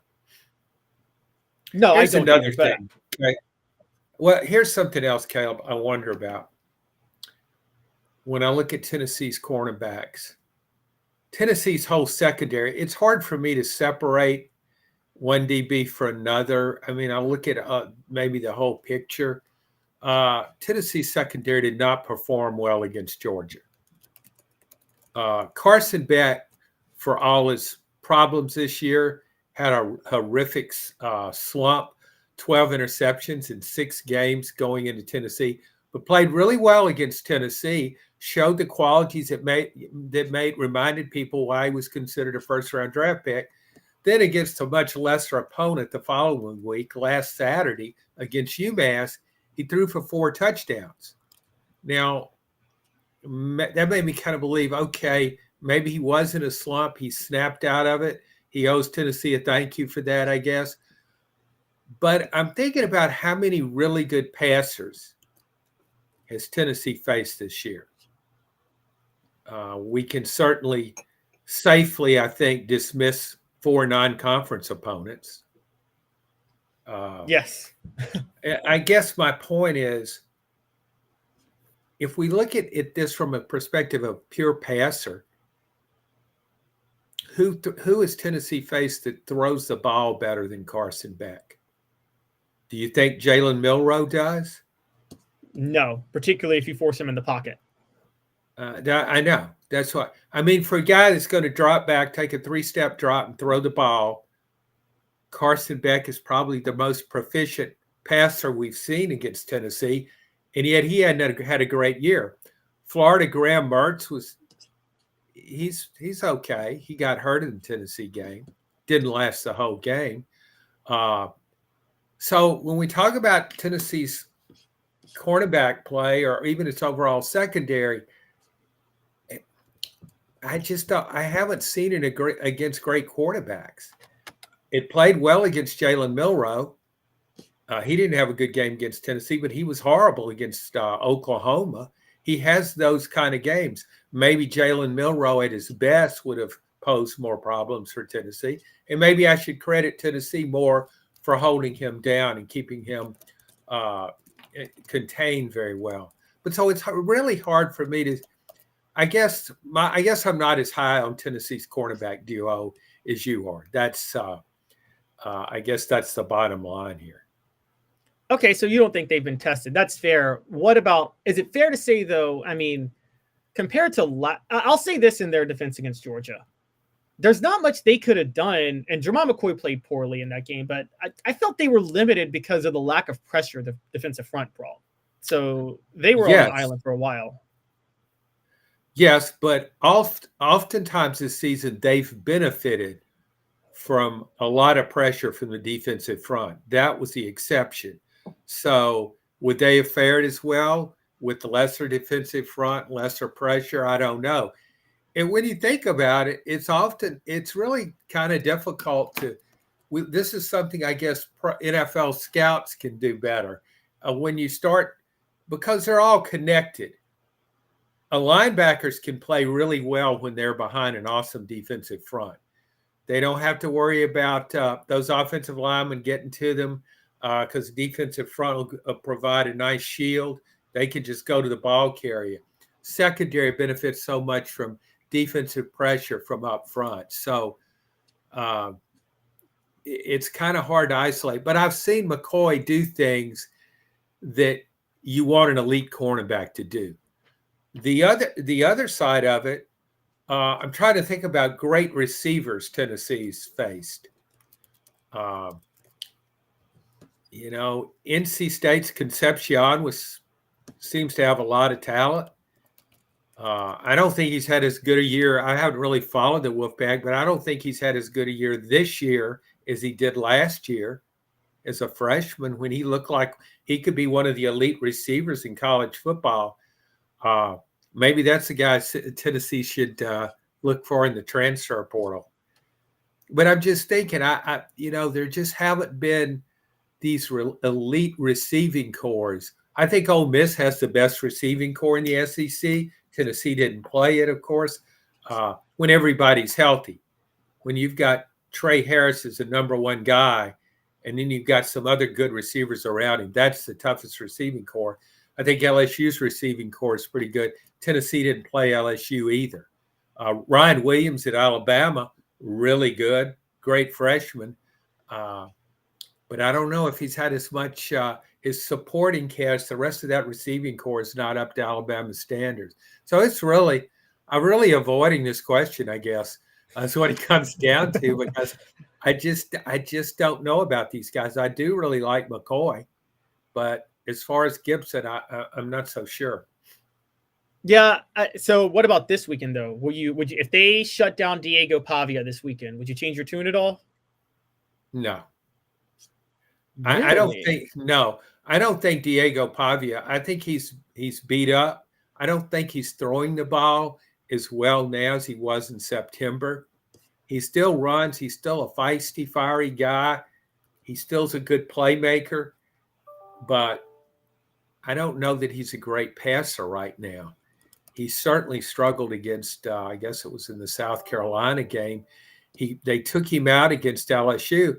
I don't really expect him to finish the game against Tennessee. Most quarterbacks don't, and he's going into the game already kind of bunged up. So I don't think that. No, that to me wouldn't be Vanderbilt's passing game. Certainly better than it used to be, better than last year, but I wouldn't use that as a measuring stick. Sorry, Caleb, I'm not helping you here. I'm really trying, but I just can't quite pull it off. John, you're such a Debbie Downer. You've had some Debbie Downer moments too, Caleb. I've been on here and some of your Debbie Downer phases. Well, yeah, I've had a few. I try my best to be positive. Let's move on, because now it is my turn to be Debbie Downer, because I think I'm going to say something, John, that I think might trigger a lot of SEC fans, which is this. You watched the SEC last week. I'm sure you know the stat. This is the first time that 7 ranked SEC teams have lost to unranked teams in the SEC on the road. First time that's ever happened in the history of the conference. They're beating themselves up. They now only have 3 teams likely in line for the playoff, because Alabama fell to 9-3, unless they decide to keep Alabama ahead of SMU, but I'm not sure they will. Is the SEC cannibalizing itself, or is it just not as good with the elite teams as it's been in recent years? All of the above. I think the SEC right now, and I thought this going into the season, and I probably should say that in terms of college football in general, there's not a super team out there. There's no 2019 LSU team, no 2020 Alabama team, no 21-22 back-to-back national championship Georgia teams. This Ohio State team is not as good to me as Ohio State team that lost to Georgia in the semifinals and very easily could have won that game in 2022, one of the better playoff games we've ever seen. But I think the same thing about the SEC, and I thought it going in. I was looking at the potential for a lot of 10-2 teams. And some of those 10-2 teams have become 9-3. and that shouldn't shock us. So what we have, I think the SEC is really strong in terms when I compare it to other conferences. I think it's so much tougher to win a game at Auburn than it is to win a game at Wisconsin or to win a game at Minnesota. I think if Indiana were in the SEC, it would be, say Indiana played, I don't know, let's give it Alabama's schedule. I think Indiana at very best would be 8-4, maybe 7-5 probably. So just part of this is on the eye test. We talk a lot about the eye test. And when I look at these teams, a lot of SEC teams don't pass the eye test. But the competition factors into that. Some teams can look really good against an inferior opponent. You look at them and say, and I kind of thought that about Indiana. I really liked Indiana. I'd seen them quite a few times this year early on. And I thought, man, I don't know how Indiana got this good a team, but it's really talented. But then I watched it some against Michigan, mediocre team. It didn't look nearly as good. Then I watched it against Ohio State. And I know it had special team blunders that factored into the final score, but it didn't look like the same Indiana team I saw that looked so good on the eye test. It didn't look like it belonged in that kind of game. And part of that was the special teams mishaps, poor punt coverage, botched snap, but just at the line of scrimmage. So I guess what I'm saying is I still think the SEC is the strongest conference. And I really think the idea of a one-loss Indiana team that hasn't got a single good win. When I look at some 9-3 SEC teams, I think if you do in a fair world, you evaluate based on strength of schedule. And the committee, I don't think, is doing that. No, so it's looking too much at the record, and it says, it values strength of schedule, but its actions don't back that up. Because when you take a team, let's just say Georgia's upset by Georgia Tech this week. That's not out of the realm. And say it loses in the championship game. So it could end up with 4 losses. South Carolina, if South Carolina and Indiana were playing in a neutral field this Saturday, I would pick South Carolina. Oh, I agree. I think Vegas would favor South Carolina too. And that's my point. I agree with you on both counts. It's not, these aren't great teams, but they're still better than a lot of these teams that they're being compared to when we talk about the playoff selection. When I'm watching the A&M Auburn game. A&M looks pretty ordinary at times, and Auburn has talent. The idea that A&M could win this conference is pretty stunning. It beats Texas, plays in the championship game, beats Georgia. It's the SEC champion. Does that look like an SEC championship team? No. So I've got real mixed feelings, but I have a hard time looking at the playoff field and thinking that you're going to take a one-loss Indiana team with no good wins, no top 25 wins. Not just top 25. They don't have a win over a team with a winning record. I mean, that's insane. I think maybe Michigan just got up to 6-5 last week. Well, the teams that they need to have a winning record, they're going to be like 7-5. I don't think they're going to have a win over a team with fewer than 5 losses when it's all said and done. Now, how can you make a case for that being a playoff team? You say, well, look at its record. Kurt Cignetti doesn't have any problem making the case for them. But as an observer, I do. And it wouldn't be just the SEC. I look at some of these other teams in the ACC. How many teams do you think the ACC will get 2 teams in now?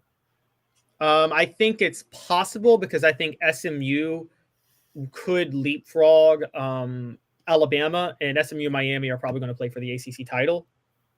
And so they might put both of them in. I'm not sure how good Miami is. Oh, I'm not either. I think they have a great quarterback. They do. And as you know, covering Gene Chizik, sometimes you can have a really unintelligent coach who lands an amazing quarterback and goes and wins a national championship because of it. Well, Cam Ward has saved Miami a number of times, and give Miami credit for getting this quarterback in the transfer portal.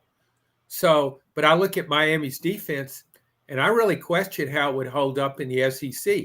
I think Jalen Milroe on his best day reminds me of Vince Young, but Alabama's whole offense is geared to Jalen Milroe. He's their running game.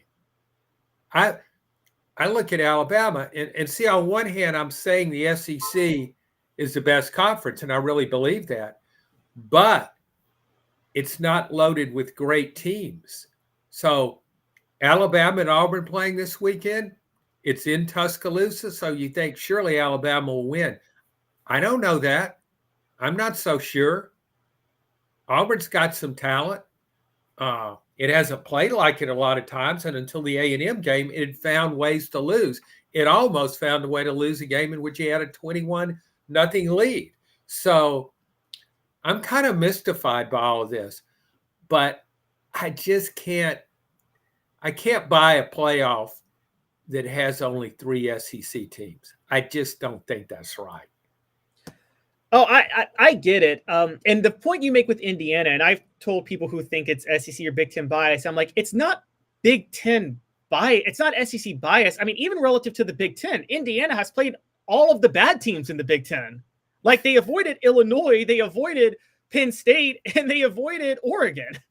I mean, just play one of those teams, and we could be having a different conversation. I'm just thinking, Caleb, that the 1-3 or better SEC team that I would pick Indiana against would be Missouri. Yes. Missouri's lost 3 games. However, think how close Missouri. It's 1 loss away from being in the playoff conversation. And then we have to hear Eli Drinkwitz talk trash about, I mean, did you see him on Saturday at Mississippi State? I lit into him yesterday for that, Well, and here's another thing. Think about this. Shane Beamer, if South Carolina beats Clemson, I can write Shane Beamer's speech for him right now. I can see him turning that head and giving that smirk, saying, do you really think we don't belong in the playoff now? Come on, guys. You know we do.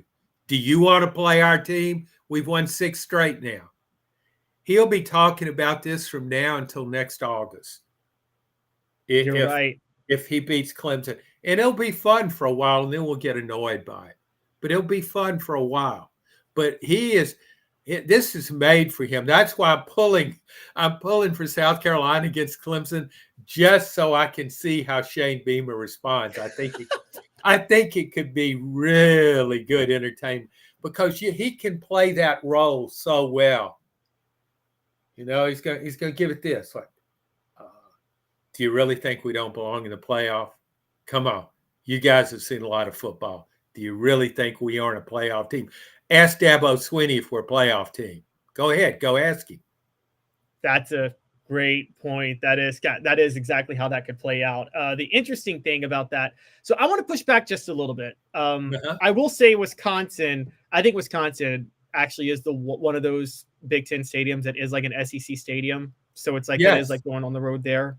Yeah, it is. I've been to a game there, and I had no idea because this is 50 years ago. I was in the Army. I went to a game at Camp Randall, and I wasn't ready for that. Boy, those people were really into it. The stadium was packed. It was kind of like an SEC atmosphere. I don't know if their fans lived and died with the outcome that the way SEC fans do, but I do know those fans were rowdy and into the game and loud. Yeah, no, I agree. And the other point is So I think the SEC, I think we're seeing clearly goes deeper than any conference. And you're right. It's not necessarily like, you can't take everything with circular logic, like these teams better than this team. It's every week you're playing a decent team that if you're not fully focused is capable of upsetting you. You do have to deal with that much more in the SEC. I will say at the same time, I think the top of the Big Ten might be better than the SEC this year in the sense of, maybe I'm wrong, but I feel like Oregon and Ohio State are legit powers. I don't know what you think about that. Where I think there's a chance that Oregon and Ohio State could be one-loss or undefeated teams if they played in the SEC this year too, as they are in the Big Ten. I wouldn't be shocked if they played for the national championship. I don't know how the seeding would be and all that stuff. And they had a great game between each other. However, I still wonder about those teams because when I look at the SEC, the two teams I think are the best teams, the most talented teams, the teams that on their best day soar the highest and pass the eye test very easily are Texas and Ole Miss. I think those are the two most talented rosters. But I watched Texas beat Vanderbilt by 3 points. I watched Georgia go into Austin and handle Texas. Texas made a lot of turnovers. I watched Ole Miss. How does Ole Miss lose to Kentucky? How does it look? It outplayed LSU for the vast majority of the game and still managed to lose that game. And I know Florida's better, and I know the Swamp can be a hostile venue, but still, Ole Miss had no business losing to Florida in that situation when it has everything to play for. But I kind of look at Ole Miss, Texas, and I wonder about Ohio State in the same light because I watched Ohio State against Nebraska. It didn't pass the eye test. It didn't look like a potential national champion in that game. Nebraska, as you know, is very limited. And it really struggled through that game. So I wonder about these teams that I think look the best. And I don't think Georgia looks that great. But Georgia beat Tennessee, solid win. And it goes into Austin and beats Texas. And we know what Kirby Smart can do in big games. So maybe I'm underrating Georgia and maybe I overrated those other teams. And I wonder, so that's how I'm viewing. I guess I would like to see it. Maybe that's the test. I want to see Oregon play Georgia in a big game on a neutral field. I want to see Ohio State play Georgia on a neutral field. Then I'll feel more comfortable saying those are the two best teams in the country. I do like Oregon, and I do like Dan Lanning as a coach. He was on that Kirby Smart staff, and I think he's a really good motivator. I think Kirby Smart's the best motivator in college football. I think Dan Lanning's really adept at that too. So what do you think? Right now, just what do you think? If you're picking your Final Four, if you could set up, we're just going to have a 4-team playoff. Right now, tell me the 4 teams you think ought to be in the playoff. I would go Oregon, Ohio State, Georgia. Man, I'm really struggling after that. I mean, because like talent-wise, you're right. You'd want to say Ole Miss or Texas. Texas needs more of a resume to me, though. If they got to beat at least Texas A&M to me before I say Texas is in there. And that's fair. I mean, Texas has no great wins. And none. So, but who, see, that kind of gets back to the point of the elite teams. Who do you put in there for the 4th team? You can't come up with one. You can separate those 3 teams. But then when you look for a 4th team, you see Alabama on its best day and you say, yeah, Alabama belongs there. Watch it against Oklahoma and say, get out of here. I don't ever want to look at you guys. What are you talking about? I apologize for thinking you were so good. Miami looked when it played Florida early in the year. I mean, we're all influenced by what we just saw. So I'm thinking, man, I knew they were pretty good offensively, but they were dominant on both sides of the ball in that game. And I'm thinking, that looks like a playoff team. And here's another, I will disparage myself here. I watched that Southern Cal LSU game, and I'm looking at it from the lens of these teams are good. Okay. So I'm thinking, wow, those teams could meet again in the playoff. If you catch Southern Cal when it's at its best almost any year, you say, huh, man, I wouldn't want to face that team in the playoffs, but you probably won't face that team in the playoff. Yeah. So those are the kind of games that really make me wonder and question. You got to get a greater body of work. That's a very valid opinion on Texas. You'd like to see Texas win a really tough game. You'd like to see it win at Georgia, or win it at Alabama, or look what Ole Miss did to Georgia. Right. I mean, and I would like to, I gave them a break I'm fine with just Texas A&M. Like, if they just beat Texas A&M, I'm like, okay, you got a quality win on your resume at that point. I can let you in, but I can't say when Vanderbilt's your best win right now. And Arkansas, when their best win is Tennessee's worst loss, and I'm not so sure Tennessee's played that tough of a schedule this year, I don't think that Texas right now has the resume. Well, let me ask you this. What team of the ranked teams, what team are you most curious about or most uncertain of, in the sense that you're really not sure how good a team is? Is there a team? A team, I guess, that comes to mind with me is SMU. Yeah. I don't know how good SMU is. I think if playing Miami, I'd probably pick SMU because I think I know how good Miami is. And, right. But maybe SMU has an upside. I'm not sure about SMU's upside, I guess is what I'm saying. Well, and Rhett Lashley, SMU's coach, was Miami's offensive coordinator in 2020 and 2021. So interesting twists there. We're actually going to talk about coaches, John, when we come back in 2 minutes, because I want to ask you, did we misjudge some SEC coaches positively and negatively? We'll talk about that 2 minutes. John's appearance brought to you by Neubert Collision Center. Now in its 45th year, the second and third generations continue Joe Neubert's commitment. His vision of what this business needed to be, we still try to live up to that. Joe Neubert Collision Center.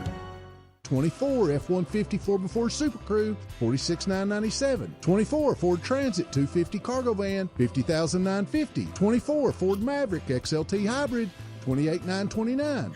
Local you trust, power you can afford. Having been in the jewelry industry for a long time in the Knoxville community, I saw a need for a jeweler, a real jeweler. Our ability to do these designs has really been based on the customers bringing new things in and challenging us as a store. Our goal is not to tell anybody what they want. Our goal is to listen to what they want and then help them get there. Schedule your consultation today to get your special someone the perfect custom gift just in time for the holidays. Hi, Mike Davis here with City Heating and Air, reminding you to always dare to compare. Our team provides quality local heating and air service, installation, and maintenance across East Tennessee. We use only the best equipment like American Standard heating and air conditioning for your residential, new construction, or commercial needs.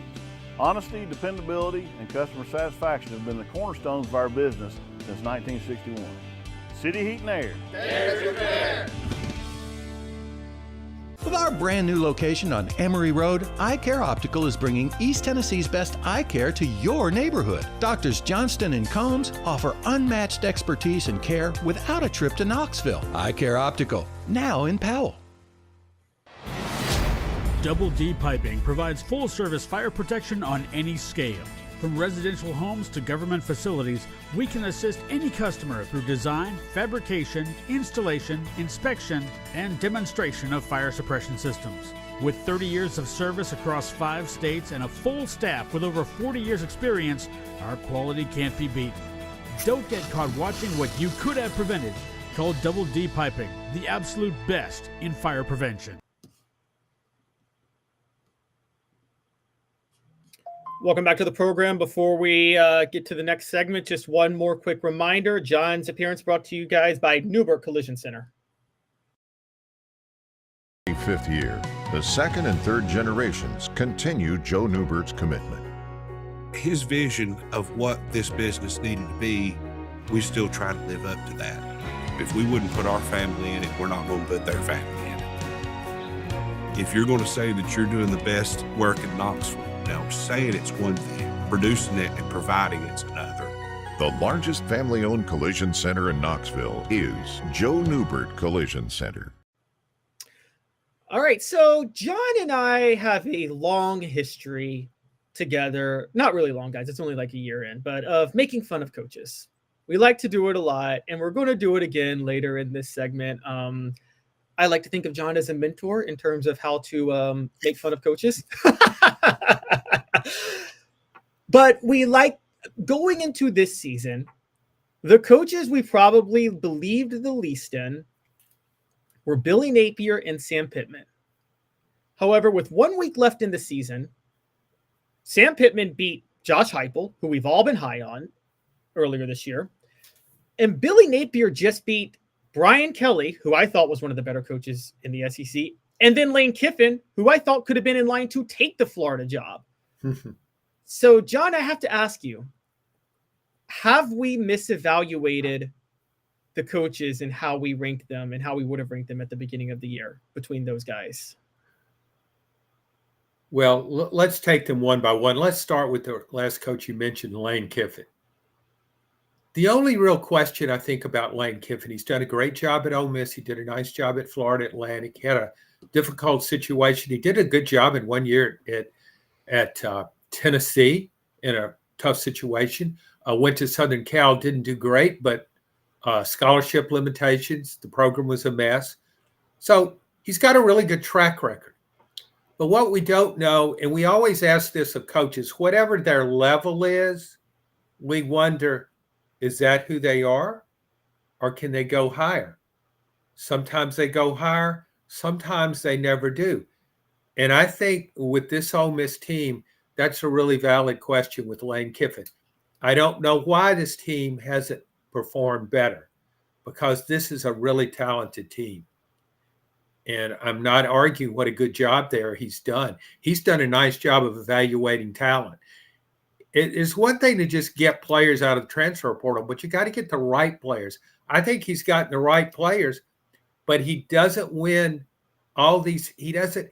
In the past, he hasn't won what we call the big game. This year, he wins the big game, but how can you explain the lack of killer instinct or whatever you want to call it? You can't put away Kentucky in your home stadium. You outplay LSU all game long, can't put it away. And then in that Florida game, really raised a red flag with me. Jackson Dart looks distraught after throwing a late fourth quarter interception. Game's over. Well, the game wasn't over. The Ole Miss got one more chance. But that's when a coach, particularly one who's good with quarterbacks, to me should say, he should be pumping Jackson Dart up. Hey, Jackson, we're not beat yet. Our defense can hold them. We're going to get it back. Get your head back in the game. Jackson Dart had already lost that game in his mind.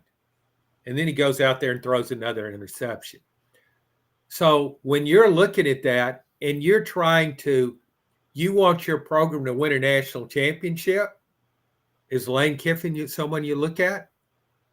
I don't think so. And that's why I don't know that we overrated him.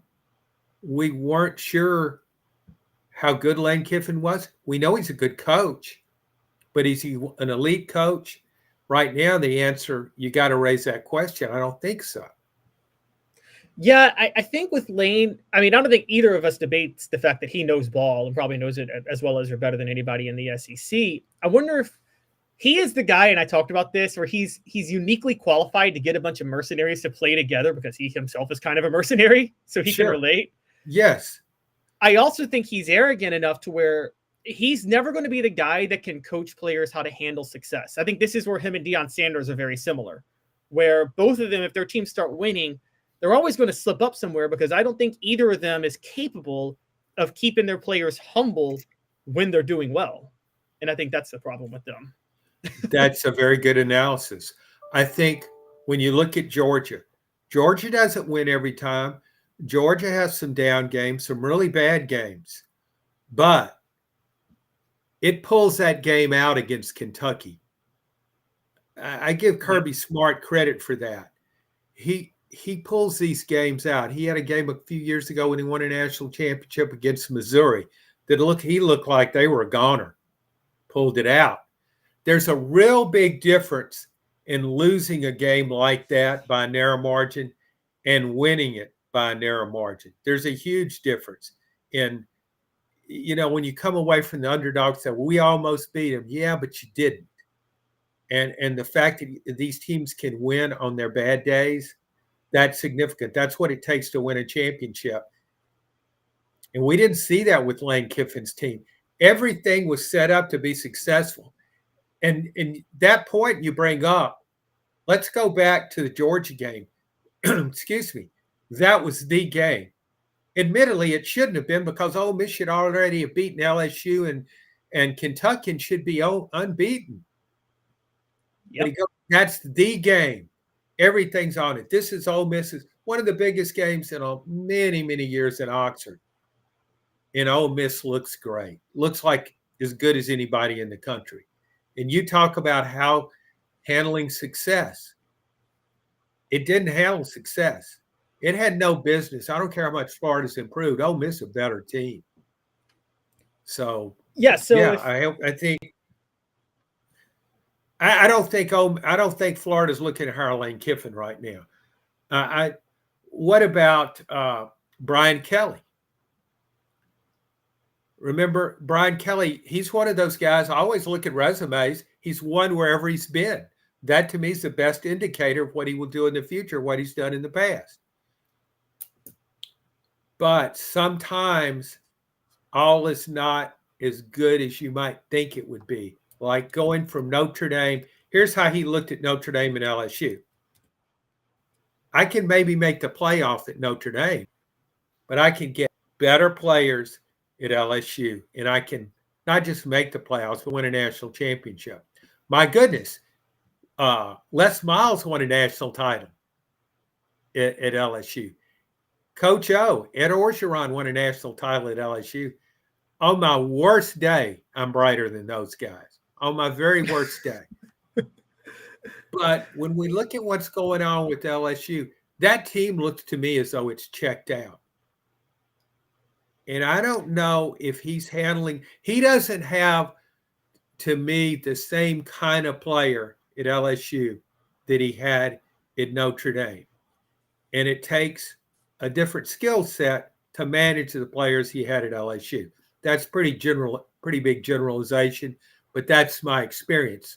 I'm pretty familiar with LSU. Yeah, he's got some talent, but he's not getting the most out of it. What's weird to me about Brian Kelly is, you're right. I felt like it was a Lane Kiffin thing where Brian Kelly just may not be the best with people and players and isn't motivating properly, because while Coach O ain't the brightest bulb in the box, he can at least let the staff do the work and then he'll motivate the players to play. But what do you think of, from an X's and O's standpoint, John? Brian Kelly he cut his teeth as a defensive coordinator, and he's making some defensive decisions that I think you and I know is outdated in football, like putting defensive ends at middle linebacker. That's not something you do anymore because of how fast offenses are, and he still does it. Well, see, this is mystifying to me because you go back to 2 years ago when Harold Perkins had a great year as a freshman, and I look at this guy. There's a first-round NFL pick, no doubt about it. That's an all-SEC player. He's a freshman, but this guy's one of the most impactful players in the SEC. He's a pass rusher. He's a disruptor. And then Brian Kelly said, no, I think he can help us more inside at middle linebacker. I think a middle linebacker is a very instinctive position and a position where repetition significantly helps. It's all about recognition at that position. I think a lot about it. You might be a step slower than somebody else, but you've got ability to recognize plays and decipher what's going on quickly. You gain that step back. So why did he make that move? That move did not look good. And that was, I didn't think that in hindsight. I mean, I thought in hindsight, but I thought it at the time. Why are you taking an elite playmaker like this guy and moving? So I don't know what, that was a bad move, and that raises a red flag. I think the lesson learned here, Caleb, we could both adhere to this maybe, is don't be so quick to say somebody's a great coach. And don't be so quick to think just because a coach did well in one situation that he will do well in another. And again, Brian Kelly's track record suggests he could. But you go back to 2023 team, how many times will you ever have a quarterback like Jaden Daniels? Yeah, that's a great point. And I mean, he makes up for so many shortcomings. It reminds me, and I know you guys all covered it, it feels like Tennessee wasted Peyton Manning's senior year, even though they won the SEC title, by putting Leonard Little at middle linebacker. If Leonard Little's playing edge rusher that year, they probably beat Florida, don't they? Well, see, that again, that's falls under the category of wanting to get your best defensive players on the field. Tennessee was loaded at linebacker. I mean, it had really good linebackers, so it can put Leonard Little at linebacker, and he's got three really good players there. Leonard Little was never meant to be a middle linebacker. That did not.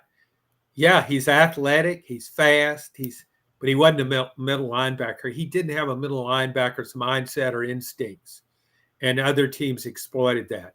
You're right. That game was, yeah. That's a great example. That's an even better example to me than what Harold Perkins is. Because he took Harold Perkins as a freshman after his freshman year and said, I think I can develop him into a middle linebacker. He couldn't. So, and now, of course, Perkins has been hurt this season. So we think, what do you think is going to happen with Brian Kelly? Now we've got to look at him in a different light. I thought he's going to. My initial thing when he was hired, he'll win a national championship at LSU. I would have bet on it. I would have too. I think I wouldn't make that bet now. I think they're still going to keep him because he's got a top 5 recruiting class coming in. And if we remember, there were a couple of years at Notre Dame that got really down when he was there. He did go 4-8 in 2016 and kind of turned it around. So I think they'll stick with them. What about this with somebody like Sam Pittman? Did we misevaluate him, or is it just he is what we thought, which is a good motivator, but just terrible in X's and O's on the field? I think Sam Pittman is a likable guy. I think his players like him, and I think when players like a coach, they play hard for him. I don't think lack of effort has been Arkansas's issue. I don't think Sam Pittman is a top-notch college head coach. He's not but he's done better this year. And I know people don't like Bobby Petrino, and people say the game has passed Bobby Petrino by, but I think Bobby Petrino saved Sam Pittman because I saw his quarterback at Boise, and I didn't think it could win with that quarterback, Tylen Green, in the SEC. So I give credit to Bobby Petrino. Yeah, he's athletic. He can run very deceptive speed with those long strides, but I think he's thrown the ball pretty well.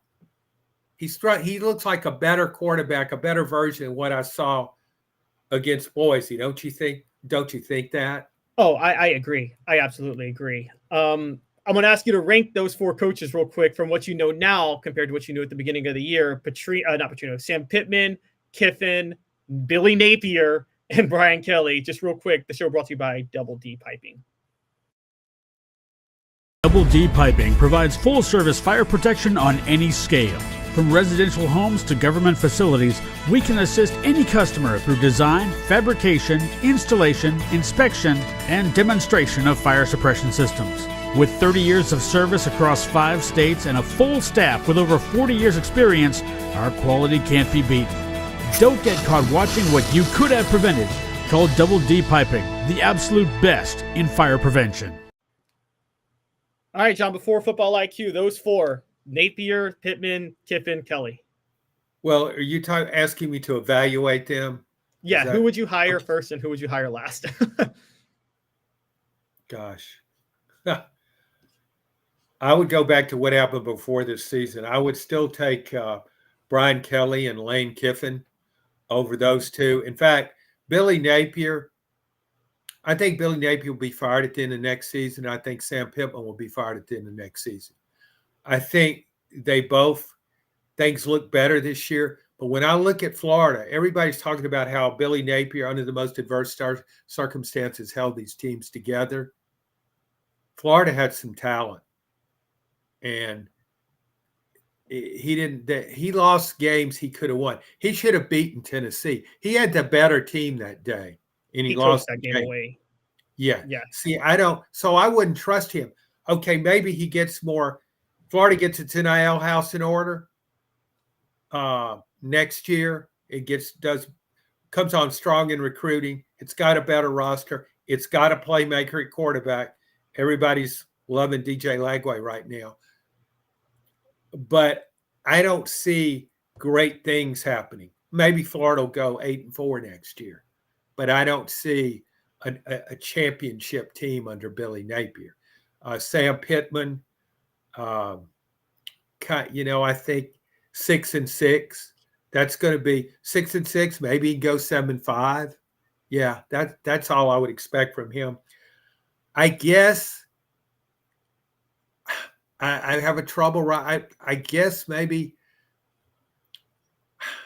I might take Lane Kiffin over Brian Kelly right now. That's a hard call, but I just haven't been impressed with what Brian Kelly's done with these players at LSU, and I don't think they believe in him.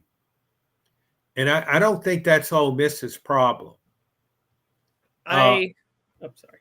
So I guess if I had to pick one of these guys, I'm the AD and I've been hired to win a national championship, or I'm going to get fired as AD. Mm-hmm. Go out and hire one of these football coaches. Who am I taking?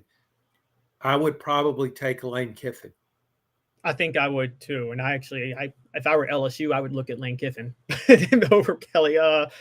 Before we get to Football IQ, just want to remind you guys real quick, Work Trucks. This show is brought to you by Work Trucks. We're all about trucks that are actually available, trucks that help you maximize your profits by having the right work vehicle now. Time is money. The perfect work vehicle doesn't break down and has all the space to carry what you need. That's what Work Trucks is intent on offering, while other dealerships just can't do it. Contracting is about time. Work Trucks saves you time with less back and forth and trucks that pass the highest standards to be put to work. The process is also quick and easy when choosing a vehicle for Work Trucks. Cargo vans, utility body trucks with the hide work bodies installed, pickup trucks of all sizes, and anything special like cranes or dump trucks. Work Trucks supplies vehicles to people just like you and get you back on the road tomorrow. No dealership runaround. If you're a contractor, you need to know Work Trucks, and that's a fact. Service industry, remember Work Trucks. Work Trucks carries the trucks that your business has to have. You need Work Trucks. Clinton Highway in Knoxville and in downtown Birmingham. For the entire inventory, go online to worktrucksllc.com. worktrucksllc.com with an X. Why risk chancing your future in business on the wrong piece of equipment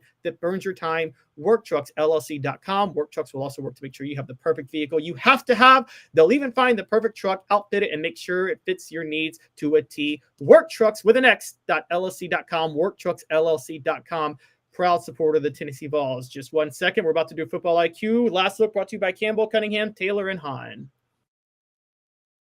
To visit cctis.com. The information you need is easy to access, and setting an appointment is as simple as clicking the tab. Doctors Campbell, Cunningham, Taylor, and Hahn, and Eye Care Optical at cctis.com. Simply the best. All right, John, let's get started with Football IQ. John texted me one last week, and I didn't believe you, John, when you texted me that one. And it's going to have to be our number one, and it was the Kent State-Akron game. But that what you told me happened. I looked at it. It is the worst thing I've ever seen. So let's save that. But looking at Week 13 Football IQ and the worst coaches, I'm going to start, and you give me your thoughts too, with what we just talked about, the Florida Ole Miss game. Billy Napier should have been on this list because I'm sure you saw with Ole Miss scrambling and the clock running, he took a timeout on the last drive to save some time for Ole Miss. How do you do that? How many coaches get that right, Caleb? I mean, and how many get, Les Miles was always the poster child for this. And perhaps because things would work out, his blunders would turn into, to victories. It just through sheer luck and happenstance. But we see this all the time, and you're just like, what are you thinking? Yeah, and exactly. That was my reaction too. And but I'm glad to see that you're broadening your base here and are willing to point out miscues on the part of coaches who still won a game.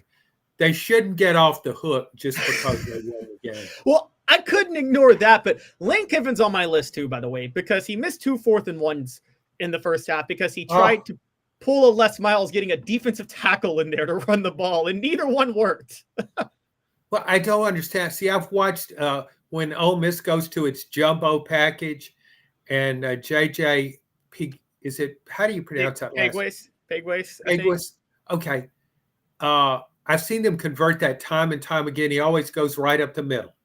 Okay, Florida's got a guy that weighs about 800 pounds in the middle. I don't know how that guy gets back and forth off the field. But anyway, so what they did time after time after time was have him go outside the tackle box. And what happened every time? They hit him low. I mean, if you're watching this and you got to, what is a coach going to tell you? Hit him low. Just hit him low. Take his legs out from under him. He's a 300-pound guy. He's not an accomplished running back. And again, I couldn't believe it. They just kept doing it. Yeah, no, I agree. It was absolutely ridiculous. Another one we're going to go to is I've been making fun of this guy for a long time, and I don't know if you watched it over the weekend. He's your typical run a program well off the field, but doesn't have any brains on the field, and that is Brent Pry at Virginia Tech. He's made our list a lot this year. They were trailing Duke 31-17 over the weekend. In the fourth quarter, they got to the red zone, and it's in the fourth quarter, by the way.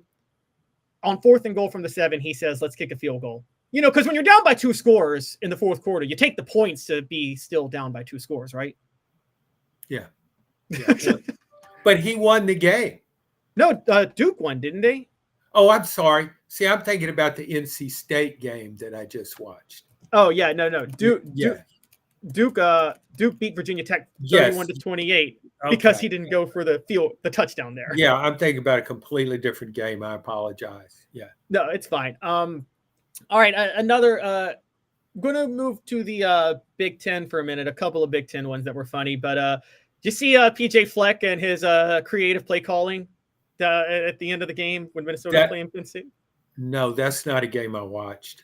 So Minnesota was trailing 26-22, and they are driving down the field with a chance to score and win. They're playing at home. It's a tough game.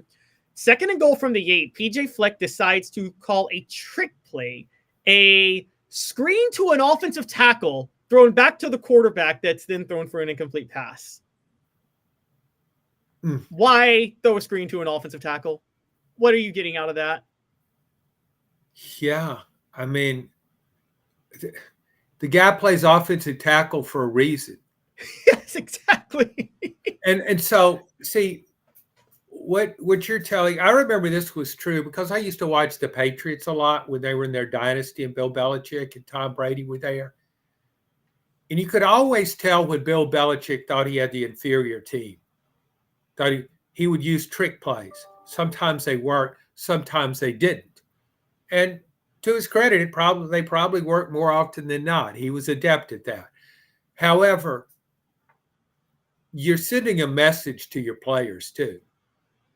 I mean, if I'm a part of that offense, I'm the quarterback or I'm the running back or I'm a receiver, the message that sends to me is, coach doesn't think we're good enough to get it done.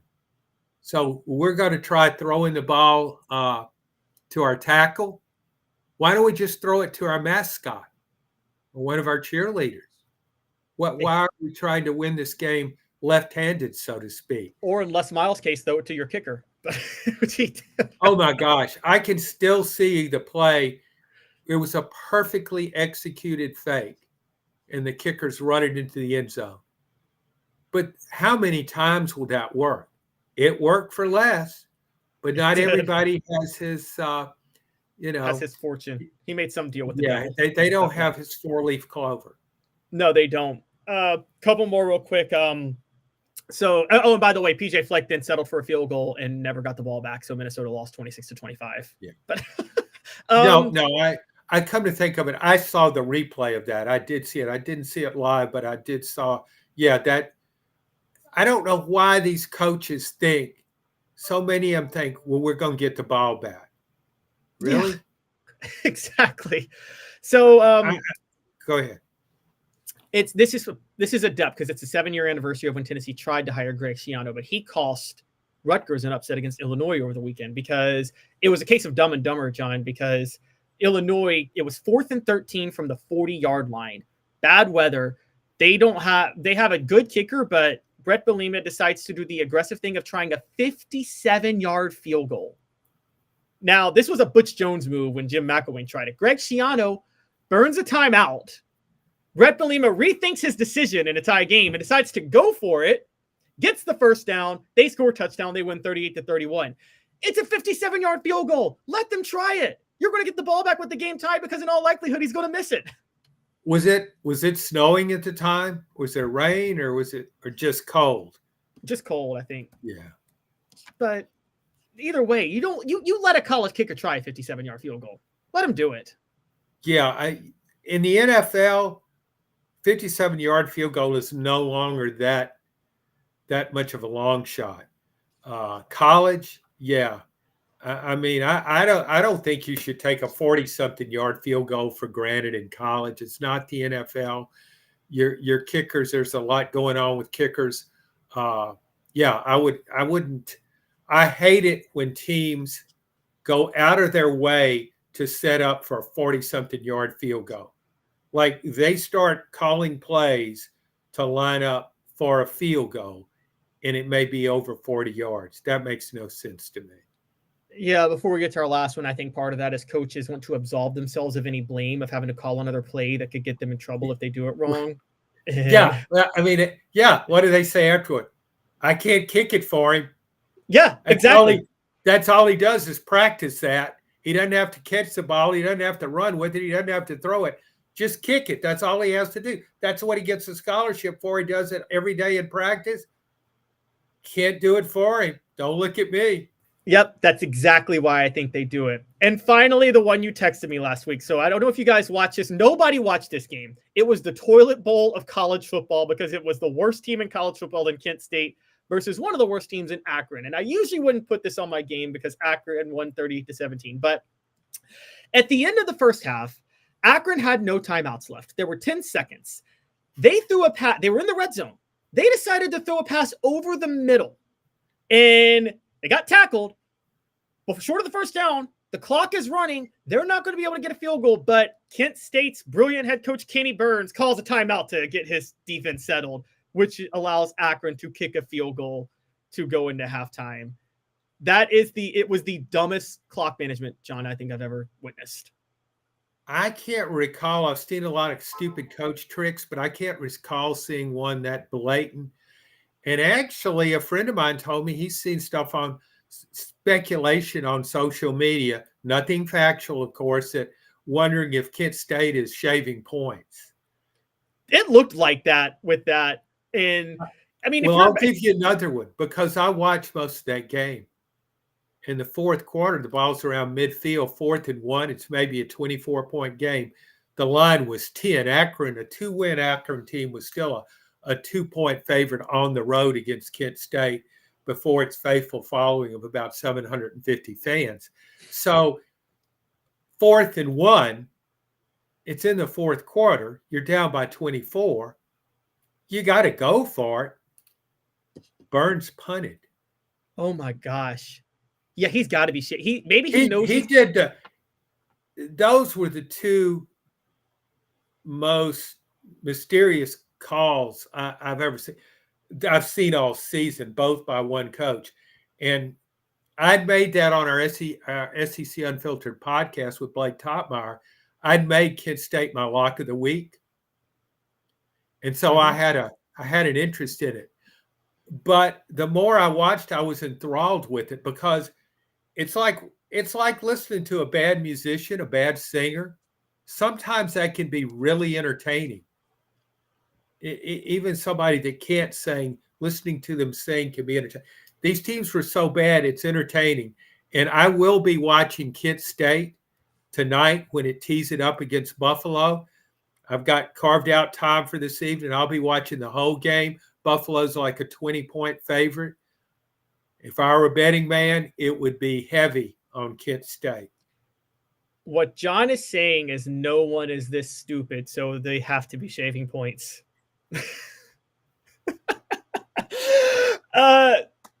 Want to thank John for hosting the show, guys.